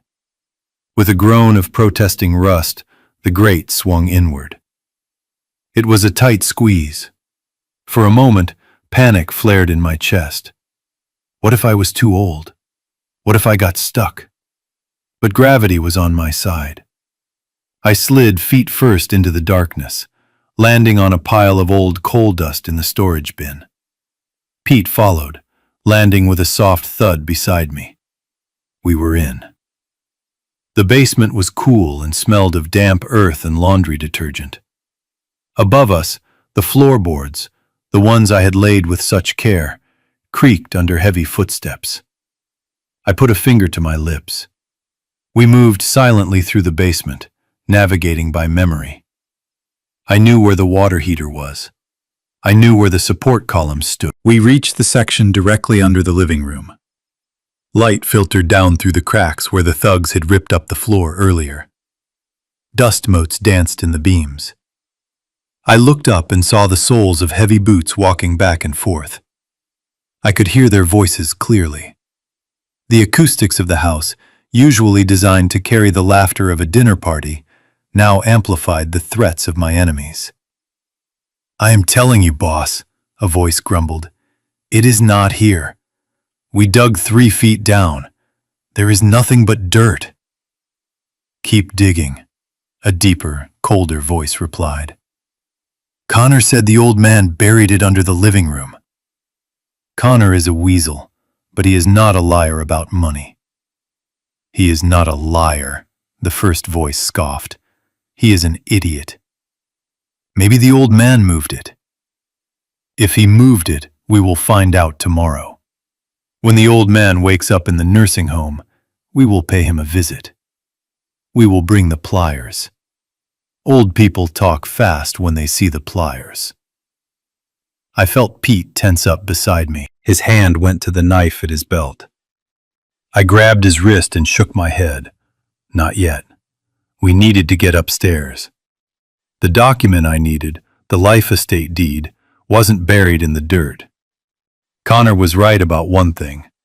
I did bury a box 20 years ago, but he was wrong about what was inside. The real documents, the ones that could destroy him, were hidden in the one place Connor never looked because he never read a book in his life. The library. We moved toward the service staircase at the back of the basement. This was a narrow, steep flight of stairs originally designed for servants in the 1920s to move between the kitchen and the lower levels without being seen. I stepped on the first tread. It held. I stepped on the third. I skipped the fourth. The fourth step squeaked. I had meant to fix it for 10 years. Now, that laziness saved my life. I signaled Pete to skip it too. We reached the top of the stairs. The door opened into the butler's pantry, just off the kitchen. I cracked the door open an inch. The kitchen was brightly lit. A man was sitting at my kitchen island. He was eating an apple. My apple. He had his feet up on the granite countertop, a pistol resting casually next to the fruit bowl. We couldn't go through the kitchen. The library was down the hall, past the foyer where the boss was standing. I closed the door silently. We were trapped. Pete looked at me, his eyes asking the question, "What now, architect?" I closed my eyes and visualized the blueprints. The house was a living organism. It had veins and arteries, and like any body, it had hollow spaces. When I renovated the HVAC system, I had built a chase, a vertical shaft for the ductwork that ran from the basement up to the attic. It passed right behind the library wall. And I had installed an access panel in the pantry for maintenance. I pointed to the tall cabinet in the corner of the pantry, usually stocked with canned goods. Pete understood. We crept out of the stairwell and into the pantry. The man in the kitchen was 10 feet away, separated only by a swinging door. I could hear him crunching the apple. I opened the cabinet. I pushed aside the cans of tomato soup and beans. At the back of the cabinet was a plywood panel painted to match the interior. I found the hidden catch and popped it open. A draft of cold air hit my face. The space inside was tight, filled with silver ducts and cobwebs. But it was wide enough for a man. Just barely. I climbed in. The metal ductwork groaned softly under my weight. I froze. In the kitchen, the crunching stopped. "Did you hear that?" the man asked. I held my breath. My heart hammered against my ribs like a trapped bird. Pete squeezed in behind me and pulled the cabinet door shut, plunging us into total darkness. We heard the swinging door of the kitchen open. Heavy footsteps walked into the pantry. I could feel the vibration through the wall. The man was standing right on the other side of the cabinet. "Mice," the man muttered. "This place is a dump." He walked back to the kitchen. The swinging door swooshed shut. I exhaled, the sound loud in the confined space. I switched on the small penlight I carried in my pocket, shielding the beam with my fingers. We were inside the walls now. We shimmied sideways through the chase, stepping carefully on the framing studs. If we missed a stud, we would put a foot right through the drywall and into the hallway. 10 feet. 20 feet. I counted the studs. We were passing the dining room. Then the foyer. I could hear the boss talking on the phone. "Yeah, Connor. No, we haven't found it. You better pray we do. Because if I have to come down to that nursing home, I am going to peel you first, then your father." We reached the section of the wall that backed onto the library. This was it. I located the back of the built-in bookshelves. I knew this spot intimately. I had designed a false back on the third shelf from the bottom, specifically to hide the safe. But accessing it from behind was tricky. I had to remove the screws holding the rear panel without dropping them into the wall cavity. I took out my multi-tool. My hands, usually steady, were slick with sweat. One slip, one clatter of metal on metal, and we were dead. I turned the first screw. Silence. I turned the second. It resisted. I forced it, praying the wood wouldn't crack. It turned. I pushed the panel gently. It slid forward, creating a rectangular opening into the library. Light spilled into our hiding spot. The library was empty. The thugs hadn't touched this room yet. They were too obsessed with the floorboards. I squeezed through the opening, tumbling onto the Persian rug. Pete followed, landing with the grace of a cat. We were inside. I stood up and looked at the room. It smelled of old paper and leather, the smell of peace. I walked to the large oak desk. I didn't go for the wall safe. That was a decoy. I had put a few $1,000s and some jewelry in there to satisfy burglars. I went to the fireplace. The mantel was a solid piece of reclaimed timber. I reached underneath the heavy wood, feeling for the knot in the grain that wasn't actually a knot. I pressed it. A distinct click echoed in the silent room. A small drawer, seamlessly integrated into the side of the mantel, popped open.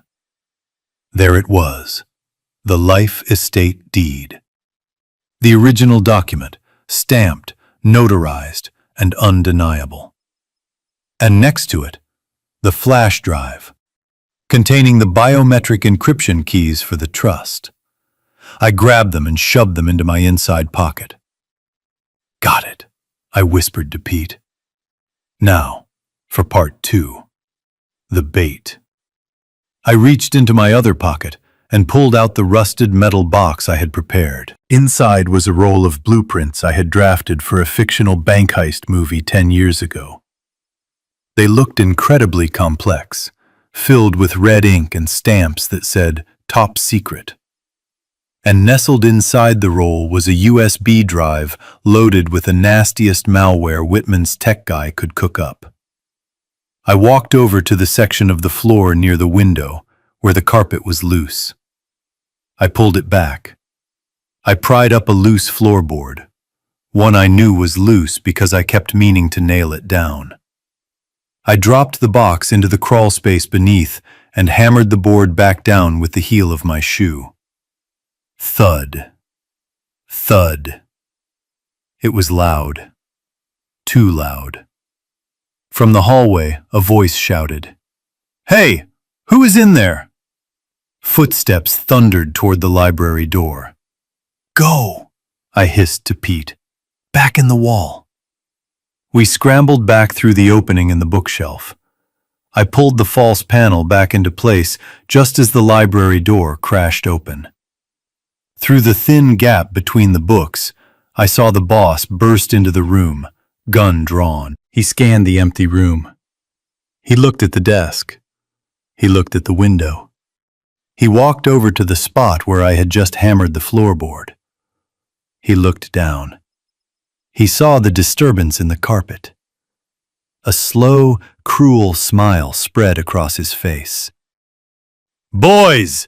he yelled, his voice filled with triumph. "Bring the crowbars! I think the old man kept his treasure in the library." I leaned back against the stud in the dark wall, my heart pounding so hard I thought it would break my ribs. Take the bait, I thought. Take it and choke on it. Pete tapped my shoulder and pointed up toward the attic access. We began the long, silent climb to the roof. We had what we came for, and we had left a bomb behind. The architect had just redesigned the playing field. The drawer slid open with a whisper of well-oiled bearings, revealing the contents I had hidden away a decade ago. My hands, usually steady as a surgeon's, trembled slightly as I reached for the manila envelope. This wasn't just paper. It was the nuclear option. I pulled out the life estate deed. To the untrained eye, it looked like standard legalese, dense paragraphs of text on heavy bond paper. But in the world of property law, this document was a ghost. It was a legal landmine I had buried deep within the county archives and my own personal safe, never to be triggered unless the unthinkable happened. Connor thought he had won because he held a power of attorney. He thought that gave him the right to sign my name and sell my assets. But he was playing checkers while I was playing three-dimensional chess. This deed stated clearly and irrevocably that while the property might eventually pass to my heirs, the absolute right of possession and control belonged to me until the moment my heart stopped beating. It meant that any sale, any transfer, any mortgage signed while I was still drawing breath was not just voidable, it was instantly illegal. It was the difference between being a tenant in your own home and being the king of the castle. As long as this paper existed, Connor wasn't selling a house. He was selling a bridge to nowhere.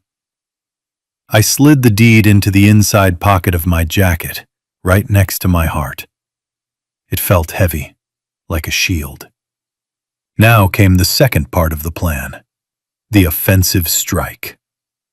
I reached into the deep pocket of my cargo pants and pulled out the rusted metal tube I had retrieved from the truck. It was battered and stained with oil, looking exactly like something an architect would bury and forget about. I popped the cap. Inside lay the blueprints I had drafted for a movie studio 12 years ago. They were beautiful fakes. I had used authentic blue ammonia paper, the kind that hasn't been manufactured since the late 90s. I had stamped them with red ink that read "Restricted Access" and "Federal Reserve Bank of Chicago." To a desperate criminal, these drawings looked like the keys to the kingdom. They showed ventilation shafts that didn't exist. They showed blind spots in the camera network that were pure fiction. But the real poison wasn't the paper. It was the small black USB drive taped to the inside of the tube. I had labeled the drive Security Override Protocols using an old label maker. It looked like a relic from the early digital age. But inside that drive was a modern nightmare. It was a rootkit virus that Whitman's forensic tech guy had cooked up. As soon as someone plugged this drive into a computer to read the files, it wouldn't just open a folder. It would silently copy every keystroke, every password, and every GPS coordinate of the device and send it directly to the server at the FBI Cybercrimes Division. If Connor's creditors were the sophisticated criminals I thought they were, they would plug this in immediately to verify the merchandise. And the moment they did, they would be tagging themselves for a federal raid. I walked over to the loose floorboard near the window.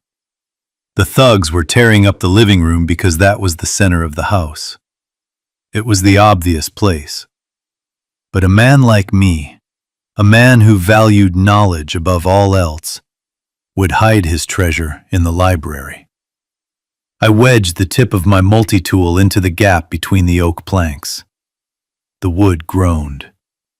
It was a sound of protest, loud and sharp in the quiet room. I froze. From the hallway, the heavy footsteps stopped. "Did you hear that?" a voice growled.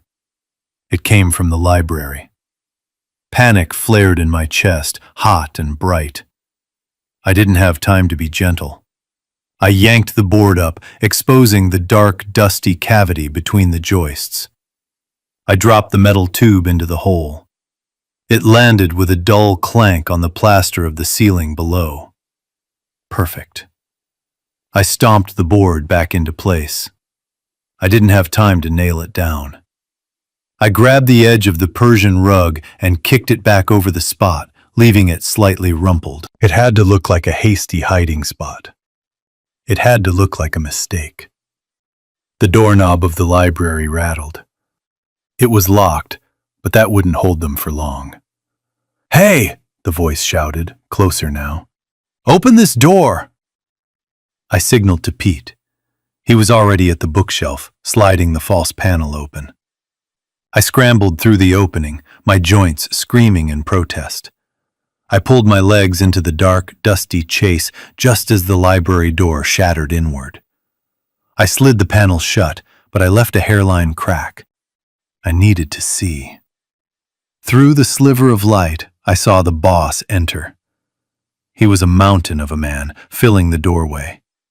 He held a sledgehammer in one hand and a flashlight in the other. He swept the beam across the room. "Clear!" he yelled over his shoulder. But then his light caught the rug.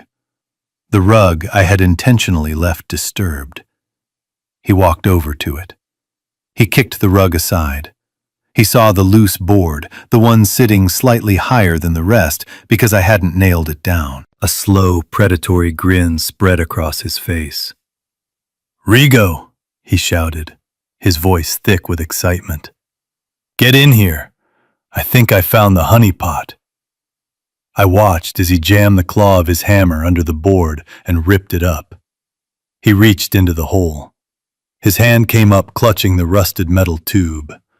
He held it up to the light like a holy relic. He uncapped it. He pulled out the blueprints. He saw the red stamps. He saw the USB drive. "Bingo," he whispered. I let out a breath I didn't know I was holding. He had taken the bait. He held his own destruction in his hands, and he was smiling about it. "Connor," the boss shouted into his phone. "We got it. We got the package." "Yeah, it was in the library, just like you said. Well, you said living room, but who cares? We got it." I leaned back against the rough wooden studs of the wall. Beside me, Pete gave me a thumbs up in the darkness. They had the fake blueprints. They had the tracker. And I had the deed. The balance of power had just shifted. Connor thought he was hours away from paying off his debt. In reality, he was hours away from walking into a federal trap. We moved silently through the wall cavity, heading up toward the attic access.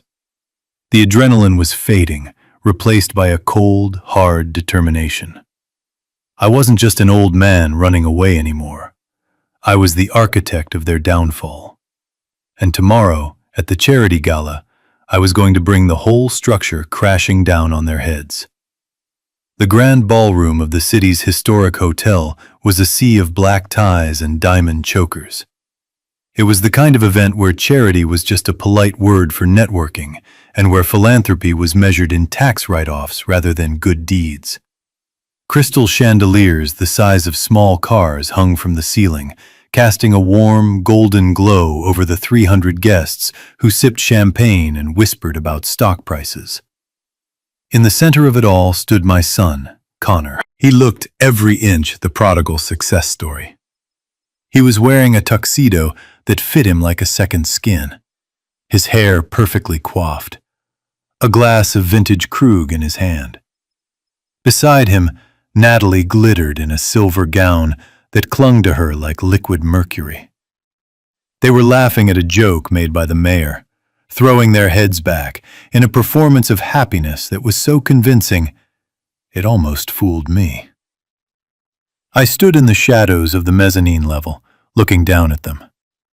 I felt like a gargoyle perched on the edge of a cathedral, stone-faced and patient. To the casual observer, Connor was the picture of a devoted husband and a rising tech mogul. But I wasn't a casual observer. I was his father, and I could see the sweat glistening on his temples.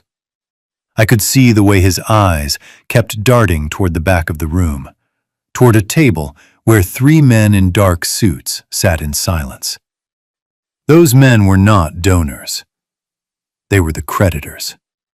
The sharks. They were the ones who had bought the rusted metal tube from Connor this morning for $2 million. They were sitting there, drinking water, waiting for the verification process to complete. They thought they had just bought the blueprints to the Federal Reserve. They had no idea they had actually bought a one-way ticket to a federal prison cell. I adjusted my cufflinks. They were gold, a gift from Martha on our 25th anniversary. I hadn't worn a tuxedo in 10 years, not since her funeral. But tonight, I needed to look the part. I wasn't the confused old man in the wetsuit anymore. I was Dominic Walsh, the man who built half the skylines in this state. "Ready, Dominic?" a voice whispered beside me. I turned to see Whitman. She looked terrifyingly elegant in a black pantsuit, her gray hair pulled back in a severe bun. Beside her stood Chief of Police Harrison, my old poker buddy. He wasn't in uniform. He was in formal wear, but the bulge of his service weapon was visible beneath his jacket to anyone who knew where to look. "I am ready," I said. We began our descent. The grand staircase curved down into the ballroom, a dramatic entrance designed for debutantes and royalty. As we walked down, the sound of our footsteps was swallowed by the murmur of the crowd, but our presence sent a ripple through the room. People started to notice. Heads turned. Whispers began to spread like a brush fire. "Isn't that Dominic Walsh? I thought he was ill. I heard Connor put him in a home yesterday. He looks fine to me. He looks angry." Connor was the last to notice. He was too busy charming a wealthy widow, likely trying to secure an investment for his next phantom project. It was Natalie who saw me first. Her smile froze. The color drained from her face so fast, her makeup stood out like a mask. She grabbed Connor's arm, her nails digging into his sleeve. Connor turned. He looked up at the staircase. For a moment, time seemed to suspend itself. The music of the string quartet faded into the background. The clinking of glasses stopped. Connor stared at me, his mouth slightly open. He looked at the tuxedo. He looked at the calm, steady way I was descending the stairs. And then, he looked at the police chief walking one step behind me. Panic flickered in his eyes, raw and ugly. But Connor was a survivor. He swallowed hard, composed his face into a mask of delight, and started walking toward us. He was going to try to control the narrative. He was going to play the loving son one last time. "Dad!" Connor exclaimed, his voice booming across the silent room. "What a surprise! We thought you were resting. Is everything okay? Did you wander off again?" He was trying to paint me as the escapee, the senile old man who had slipped his leash. I reached the bottom of the stairs and stopped. I didn't smile. I didn't embrace him. I stood my ground, forcing him to stop 3 feet away. The distance between us was a chasm filled with lies and stolen money. "I am done resting, Connor," I said. My voice wasn't loud, but in the hush of the ballroom, it carried to every corner. And I didn't wander off. I checked out. Connor laughed, a nervous, high-pitched sound. "Well, that is great, Dad, but maybe this isn't the best place for you. This is a business event. It is loud. It is overwhelming. Why don't I get the driver to take you back to the penthouse? We can talk in the morning." He reached out to take my elbow, a gesture that looked supportive but was actually an attempt to steer me toward the exit. I pulled my arm away. The movement was sharp, violent in its restraint. "Don't touch me," I said. The room gasped, a collective intake of breath. The facade was cracking. Connor's smile faltered, his eyes narrowed. "Dad, don't make a scene," he hissed through his teeth, his voice low enough that only I could hear. "The buyers are watching. Do you want to ruin everything? Go home, or I swear to God, I will have you declared incompetent by sunrise." I looked over Connor's shoulder at the table in the back. The 3 men in dark suits were watching us intently. The leader, a man with a scar running through his eyebrow, tapped his watch. He was impatient. He wanted to know why the old man was interrupting the celebration. I looked back at my son. I saw the fear behind his arrogance. He was terrified of them. He should have been terrified of me. "I am not here to make a scene, Connor," I said, raising my voice so the investors could hear me clearly. "I am here to make a donation." "A donation?" Connor blinked, confused. "Yes," I continued. "I heard you are auctioning off the future tonight. I wanted to see what price you put on a father's legacy." Natalie stepped forward, trying to salvage the situation. "Oh, Dominic, you are so funny. Please, everyone, grab a drink.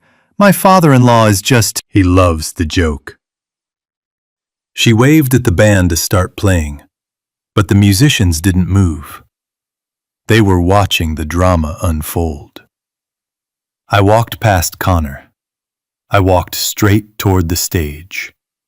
The crowd parted for me like the Red Sea. They sensed the power in my stride. They sensed that I wasn't a guest. I was the event. Connor scrambled to catch up with me. "Dad, what are you doing? Get off the stage. You are going to embarrass us." I climbed the steps to the podium. I stood in front of the microphone. The spotlight hit me, blinding and hot. I gripped the sides of the lectern. It felt solid, like a drafting table. I looked out at the sea of faces. I saw my neighbors. I saw my former colleagues. I saw the elite of the city. And in the front row, looking up at me with a mixture of horror and fury, I saw my son and his wife. Behind them, near the exit, the 3 creditors stood up. They sensed something was wrong. They were reaching into their jackets, checking their phones. I took a deep breath. "Good evening, everyone," I said. My voice boomed through the speakers, steady and deep. My name is Dominic Walsh. I am Connor's father. And tonight, I have a story to tell you. It is a story about a house, a box, and a betrayal. Connor lunged for the stairs. "Dad, stop!" But Chief Harrison stepped in front of him, blocking his path with a broad, immovable chest. "Let him speak, Connor," Harrison said quietly. "It is a free country." Connor froze. He looked at the chief. He looked at the creditors. He realized, for the first time, that he had lost control of the room. I looked down at him. The trap was set. The bait had been taken. The prey was in the crosshairs, and now I was going to pull the trigger. The microphone screeched, a piercing feedback loop that cut through the murmurs of the crowd like a knife. I didn't wince. I stood gripping the edges of the podium, my knuckles white, looking out at the sea of tuxedos and gowns. The spotlight was hot on my face, blinding me to the specifics of the audience. But I didn't need to see them to feel their judgment. They were waiting for the old man to stammer. They were waiting for the senile architect to forget his own name. Connor was standing at the foot of the stage, his face a mask of frozen terror. Chief Harrison stood behind him, a silent sentinel, his arms crossed over his chest. The three creditors in the back had stopped checking their watches. They were staring at me, their eyes cold and calculating, wondering if the investment they had made that morning was about to evaporate. I leaned into the microphone. My voice, when it came out, was not the trembling whisper of a victim. It was the deep, resonant baritone that had once commanded construction sites and boardrooms. "Building a legacy is a lot like pouring concrete," I began, the words echoing off the high ceilings. "You mix the sand, the gravel, and the water. You build the forms. You lay the rebar, and then you wait. You hope that when it cures, it will be strong enough to hold up the sky. But sometimes, no matter how careful you are, there is a flaw in the mixture. A bubble of air. A pocket of rot that you can't see from the surface." I paused. The room was so quiet I could hear the hum of the air conditioning vents. My son, Connor, tells you that I am confused. He tells you that I am sick. He tells you that he is taking care of me out of love. And looking at him tonight, in his $5,000 suit, standing next to his beautiful wife, it is a convincing story. It is a beautiful facade. I looked directly at Connor. He was shaking his head slightly, mouthing the word, "Stop." But as an architect, I learned a long time ago that you cannot judge a building by its paint. You have to look at the structural integrity. You have to look at what happens in the dark, when the pressure is applied. I reached into my pocket and pulled out my smartphone. It was connected wirelessly to the hotel's audio-visual system, a little trick Whitman had arranged with the AV technicians 10 minutes ago. I tapped the screen. Behind me, the massive projection screen that had been displaying the logo of Connor's failing tech company flickered. The logo vanished. The room darkened as the lights dimmed automatically for a video presentation. Connor lunged forward. "Cut the feed!" he screamed. "Cut it now!" But the tech booth was locked, and the technician was a man who owed Chief Harrison a favor. The video began to play. It wasn't a professional production. It was grainy black and white footage, taken from the hidden camera I had installed in the dining room chandelier 3 weeks ago. The date stamp in the corner read 2 days prior. On the screen, Connor and Natalie were sitting at the dinner table. They were drinking wine. They looked relaxed, comfortable. The audio was crisp and clear, amplified through the ballroom's concert-quality speakers. "I don't know how much longer we can wait, Connor." Natalie's voice rang out, shrill and impatient. "The interest payments are killing us.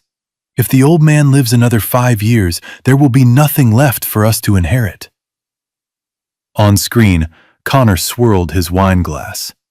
He looked bored. He is healthy as a horse, Nat.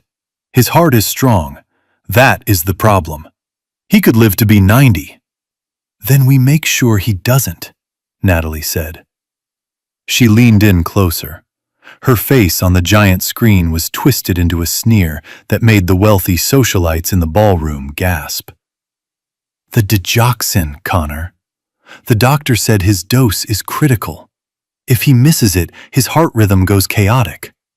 But if he takes double, well, at his age, a heart attack is just nature taking its course.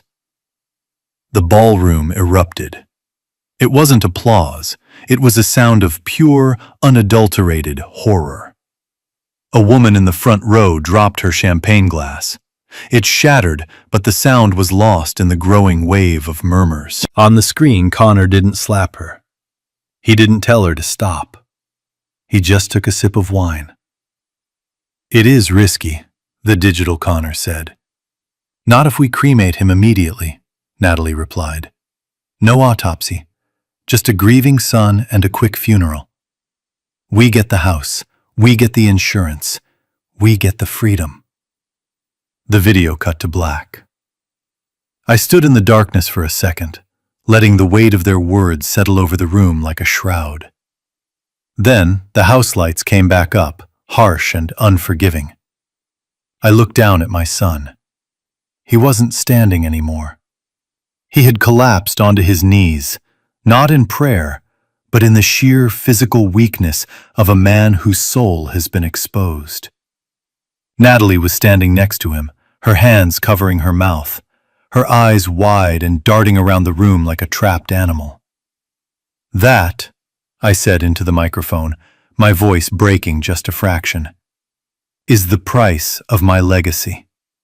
That is the value my son placed on my life.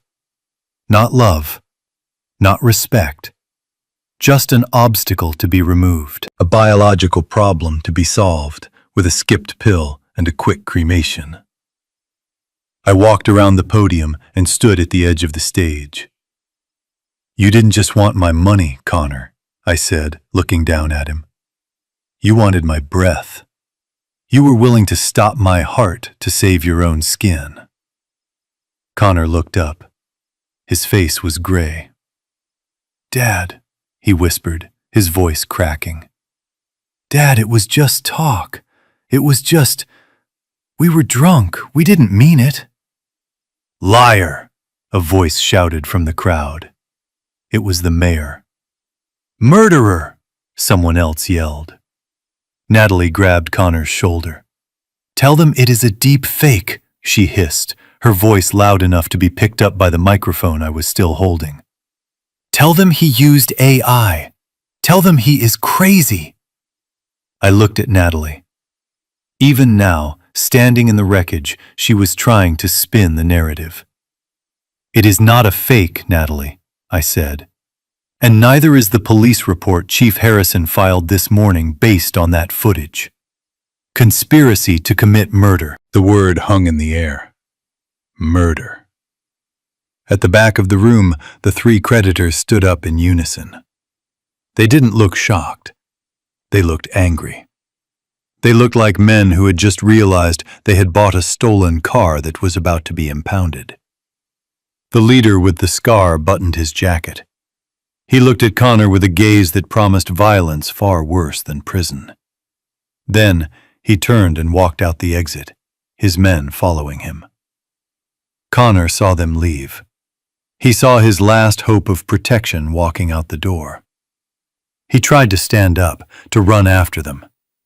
Wait, he screamed. Wait, I have the money! I have the blueprints! But Chief Harrison put a heavy hand on his shoulder and pushed him back down. You are not going anywhere, son, Harrison said. I looked out at the audience. The disgust on their faces was palpable. These were people who had shaken Connor's hand an hour ago. Now they looked at him as if he were a disease. I felt a strange hollowness in my chest. There was no joy in this victory. There was no thrill in seeing my son destroyed. There was only the cold, hard satisfaction of justice. I had reinforced the foundation of the truth, but I had had to tear down the house to do it. I placed the microphone back on the stand. It clicked, a final sound in the silent room. "I am Dominic Walsh," I said to the crowd. "I am alive. And as long as I am breathing, this man will never touch a single cent of what I built." I turned my back on the audience. I turned my back on my son. And for the first time in 2 days, I didn't look over my shoulder. I walked off the stage, leaving Connor alone in the spotlight he had so desperately craved, burning under the heat of 1,000 staring eyes.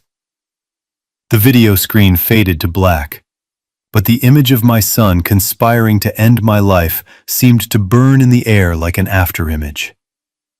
Connor remained on his knees, a ruined man in a ruined suit. Beside him, Natalie was sobbing, but it was a dry, ugly sound. The sound of someone mourning their bank account rather than their morality. The crowd was frozen. They were waiting for the police to drag him away. But the punishment was not over. We had stripped him of his reputation. Now, we had to strip him of his freedom. Martha Whitman stepped out from the shadows of the stage wing. She walked to the podium, her heels clicking against the hardwood floor with the rhythmic precision of a ticking clock. She didn't look at the audience. She didn't look at Connor. She opened her slim leather briefcase and placed a single stack of documents next to the microphone. I stepped back, giving her the floor. This was her arena. "My name is Martha Whitman," she said, her voice cutting through the room like a gavel. "I am Dominic Walsh's attorney, and while the video you just watched is evidence of a conspiracy to commit murder, it is actually the least of Connor Walsh's legal problems tonight." Connor looked up, his eyes bloodshot and confused. "What?" he croaked. "What are you talking about?" Whitman picked up the top document. She held it up to the light. "This morning, Connor Walsh executed the sale of the property at 42 Oak Street for $3 million, she began, addressing the room as if it were a jury box. He did this using a power of attorney document he claimed gave him control over his father's assets. He then used those funds to pay off illegal gambling debts. She paused, letting the words sink in. However, she continued, her voice dropping to a dangerous register, there is a document that supersedes a power of attorney. It is called a life estate deed. Dominic Walsh signed this deed 10 years ago. It grants him absolute, irrevocable rights to the property until the moment of his natural death. She looked down at Connor. "You cannot sell what you do not own, Connor. By signing that sales contract, you committed title fraud. By accepting the wire transfer, you committed wire fraud. And by using the banking system to launder that stolen money into an offshore account, you committed money laundering." Connor scrambled to his feet. He looked desperate. He looked like a man trying to hold back the tide with his hands. "I didn't know," he stammered, looking at Chief Harrison. "I didn't know about the deed. It was a mistake. I can give the money back. I can reverse the wire." "You can't give it back," Whitman said coldly, "because you didn't steal from your father." She picked up the second document. This was the one that would bury him. 5 years ago, after the death of his wife, Dominic Walsh placed the ultimate ownership of his estate into a trust, she announced. The Walsh Family Charitable Trust. The beneficiary of this trust is not an individual. It is the St. Jude Children's Research Hospital and the City Alliance for the Homeless. A gasp went through the room. "When you sold that house, Connor, Whitman said, pointing a finger at him like a loaded weapon. You didn't just steal from an old man. You stole $3 million from dying children and homeless families.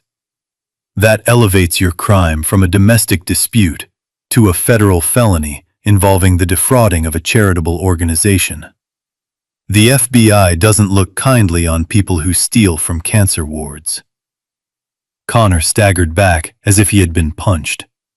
The guests in the ballroom, the wealthy elite who prided themselves on their philanthropy, looked at him with pure revulsion. To kill a father was a sin. To steal from a charity was social suicide. But I wasn't done. Whitman had fired the legal cannons. Now, it was time for me to detonate the bomb I had planted in the library. I walked back to the microphone. There is one more thing, I said. Connor looked at me. His eyes were wide with panic. He knew what was coming. He shook his head frantically. Dad, no, don't, please. I ignored him. I looked toward the back of the room, near the heavy velvet curtains of the exit. The three men in dark suits hadn't left yet. They were lingering, watching the scene unfold. The leader, the man with the scar, was staring at Connor with a look of intense calculation. My son has been very busy, I told the crowd.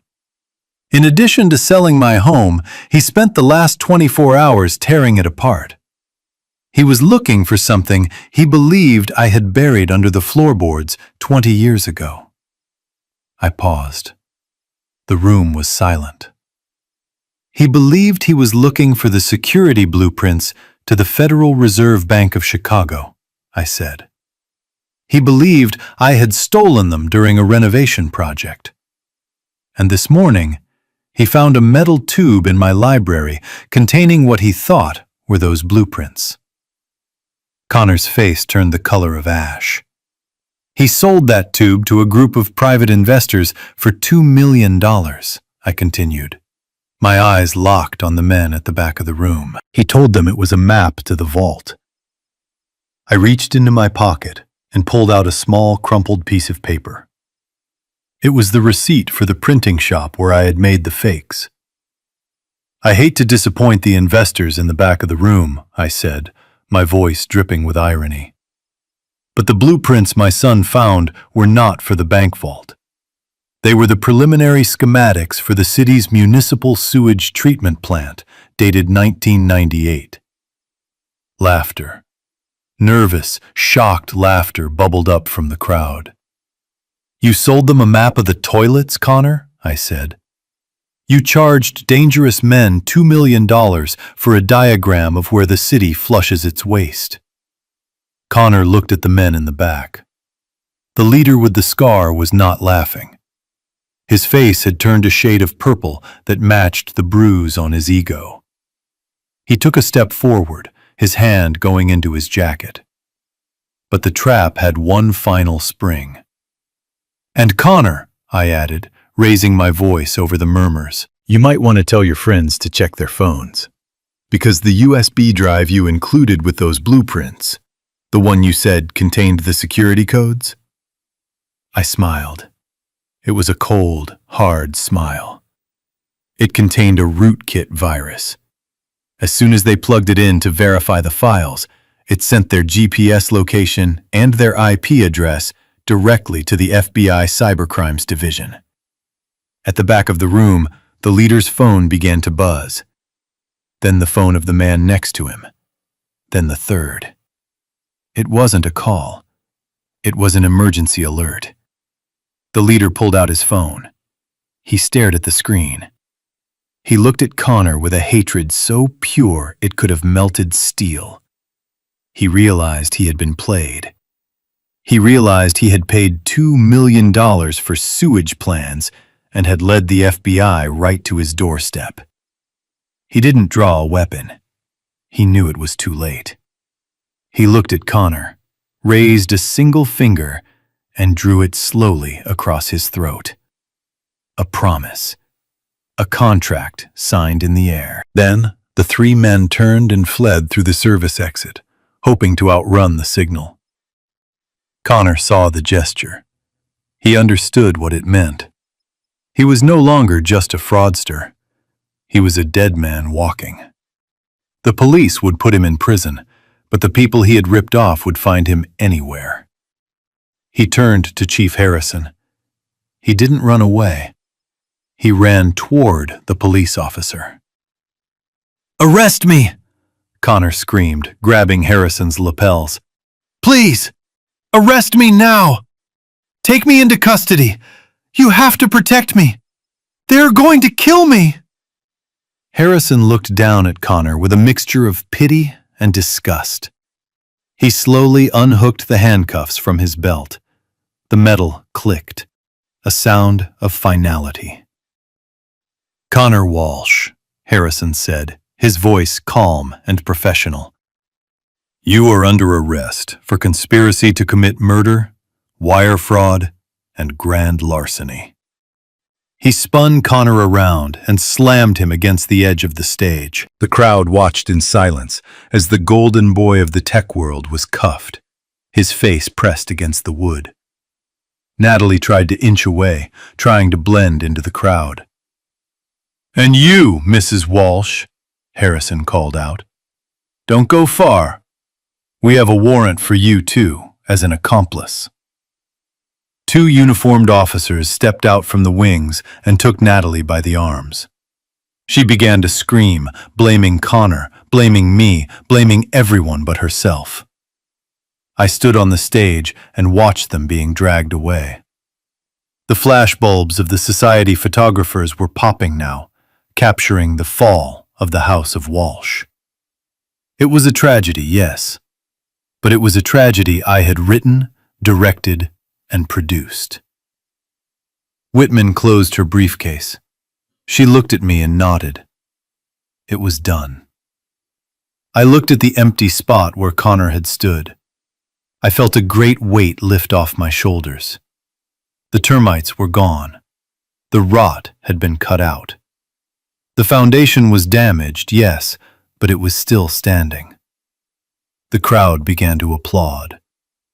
It started with one person, then another, until the whole room was clapping. They weren't clapping for me. They were clapping for the show.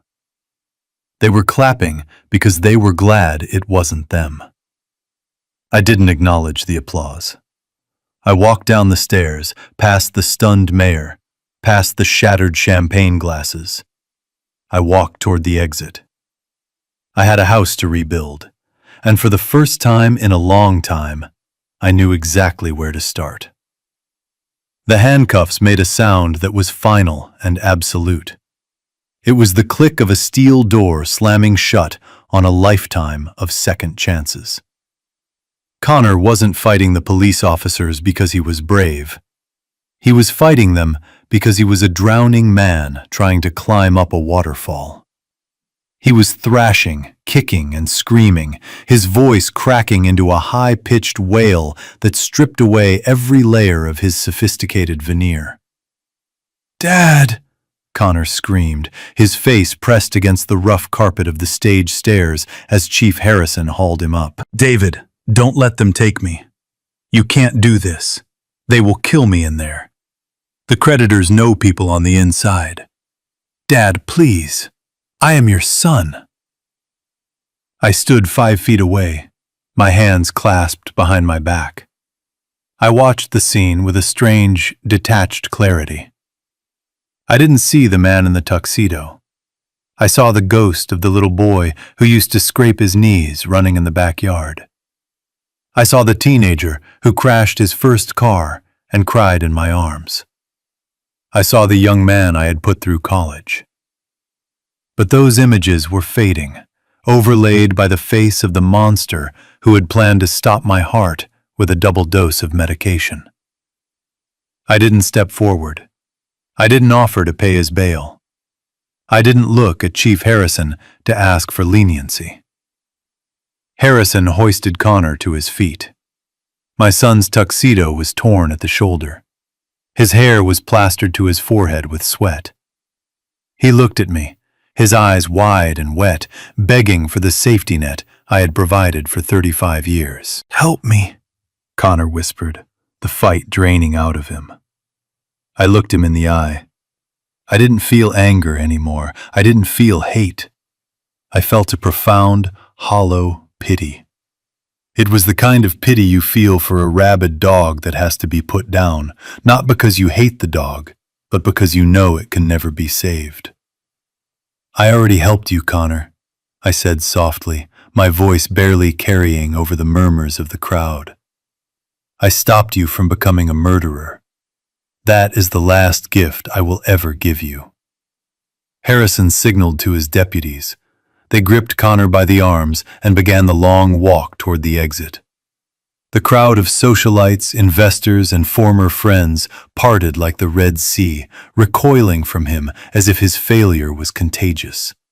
Connor turned his head back one last time, his eyes locking onto mine, but I had already turned away. I looked at Natalie. She was standing near the edge of the stage, flanked by 2 female officers. She wasn't screaming. She was frozen in a state of shock. Her silver dress, which had shimmered so triumphantly an hour ago, now looked cheap and gaudy under the harsh house lights. She looked at the empty space where Connor had been, and then she looked at me. "Dominic," she stammered, tears cutting tracks through her heavy makeup. "Dominic, I didn't know. He forced me. I was scared. I can testify against him. I can help you." I looked at her. She was a beautiful, hollow shell. She had bet her youth and beauty on a man she thought was a winning ticket, and now she was holding a handful of ash. "You are not a victim, Natalie," I said, my voice cold and flat. "You are an accomplice. You were the one who suggested the cremation. I heard your voice." I stepped closer to her, invading her personal space for the first time.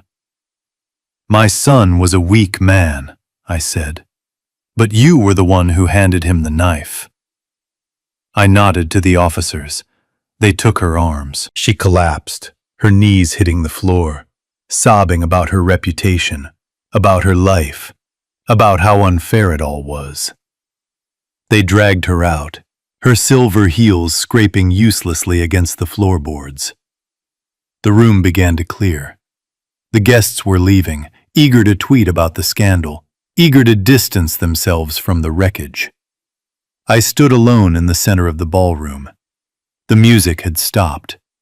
The champagne was warm. The party was over. I felt a hand on my shoulder. It was Whitman. She handed me a glass of water. "It is done, Dominic," she said quietly. "The demolition is complete." I took the water. My hand was steady. "Yes," I said, looking at the empty doorway where my family had just vanished. "The structure was rotten, Whitman. It had to come down." I took a sip of water. It tasted like rain. It tasted like a clean slate. "Let's go," I said. "I have a truck waiting outside. And I think Pete is getting impatient." I walked out of the hotel, leaving the ruins of my son's life behind me. I didn't look back. There was nothing left there to save. 3 days later, I stood on the porch of the house on Oak Street for the last time. The yellow police tape was gone. The broken window in the library had been repaired. To the outside world, the Victorian lady looked as majestic as she always had. But to me, she felt different. She felt like a beautiful shell that I had outgrown. I handed the heavy brass key to the director of the St. Jude Children's Research Hospital. She took it with both hands, her eyes shining with gratitude. She told me that by next month, the bedrooms where Connor grew up would house families who were fighting for their children's lives. They would fill these rooms with hope, not greed. That was a legacy I could live with. I walked down the driveway, not to a luxury sedan, but to a 40-foot Winnebago parked at the curb. It was a beast of a vehicle, gleaming white and chrome, built for the long haul. Pete was already in the passenger seat. He had traded his shotgun for a road atlas and a fresh thermos of coffee. He rolled down the window as I approached. "The engine is purring, Dominic," Pete said, tapping the dashboard. "Where are we heading?" I climbed into the driver's seat. It sat high above the road, giving me a view of the horizon that I hadn't seen in years. I gripped the large steering wheel. It felt better than a drafting pencil. It felt better than a gavel. "West," I said, looking at the map spread out between us. "We are going to see the Grand Canyon, then the Redwoods, then, who knows, maybe we will drive until we run out of road." I put the vehicle in gear. The air brakes hissed, a sound of release. As we pulled away, I didn't look in the rear-view mirror. I didn't need to see the house shrinking in the distance. I knew what I was leaving behind. I was leaving behind the betrayal, the pain, and the ghost of the son I had lost to his own ambition. For 72 years, I defined myself by what I built. I was an architect. I created structures meant to stand still, meant to endure, meant to protect. But I had learned the hardest lesson of all. A home isn't made of bricks and mortar. It isn't a location you can plot on a blueprint. And it certainly isn't a place where you have to sleep with one eye open. Home is peace. Home is the freedom to breathe without a weight on your chest. Home is knowing that the person sitting next to you would take a bullet for you, not put one in your back. I glanced over at Pete, who was already arguing with the radio station. I smiled. I spent a lifetime building walls. Now I am finally free to tear them down and see the world on the other side. The road stretched out before us, wide and open and full of promise. My name is Dominic Walsh. I am an architect without a house. But for the first time in my life, I am completely and truly home. Throughout my career, I believed that the strongest structures were made of steel and concrete. I was wrong. The only foundation that truly matters is loyalty. This journey taught me that shared blood does not guarantee a shared heart. Sometimes, the family you choose is far more important than the one you were born into.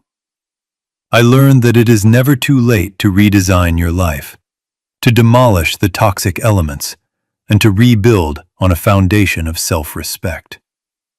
Peace is not a place you find.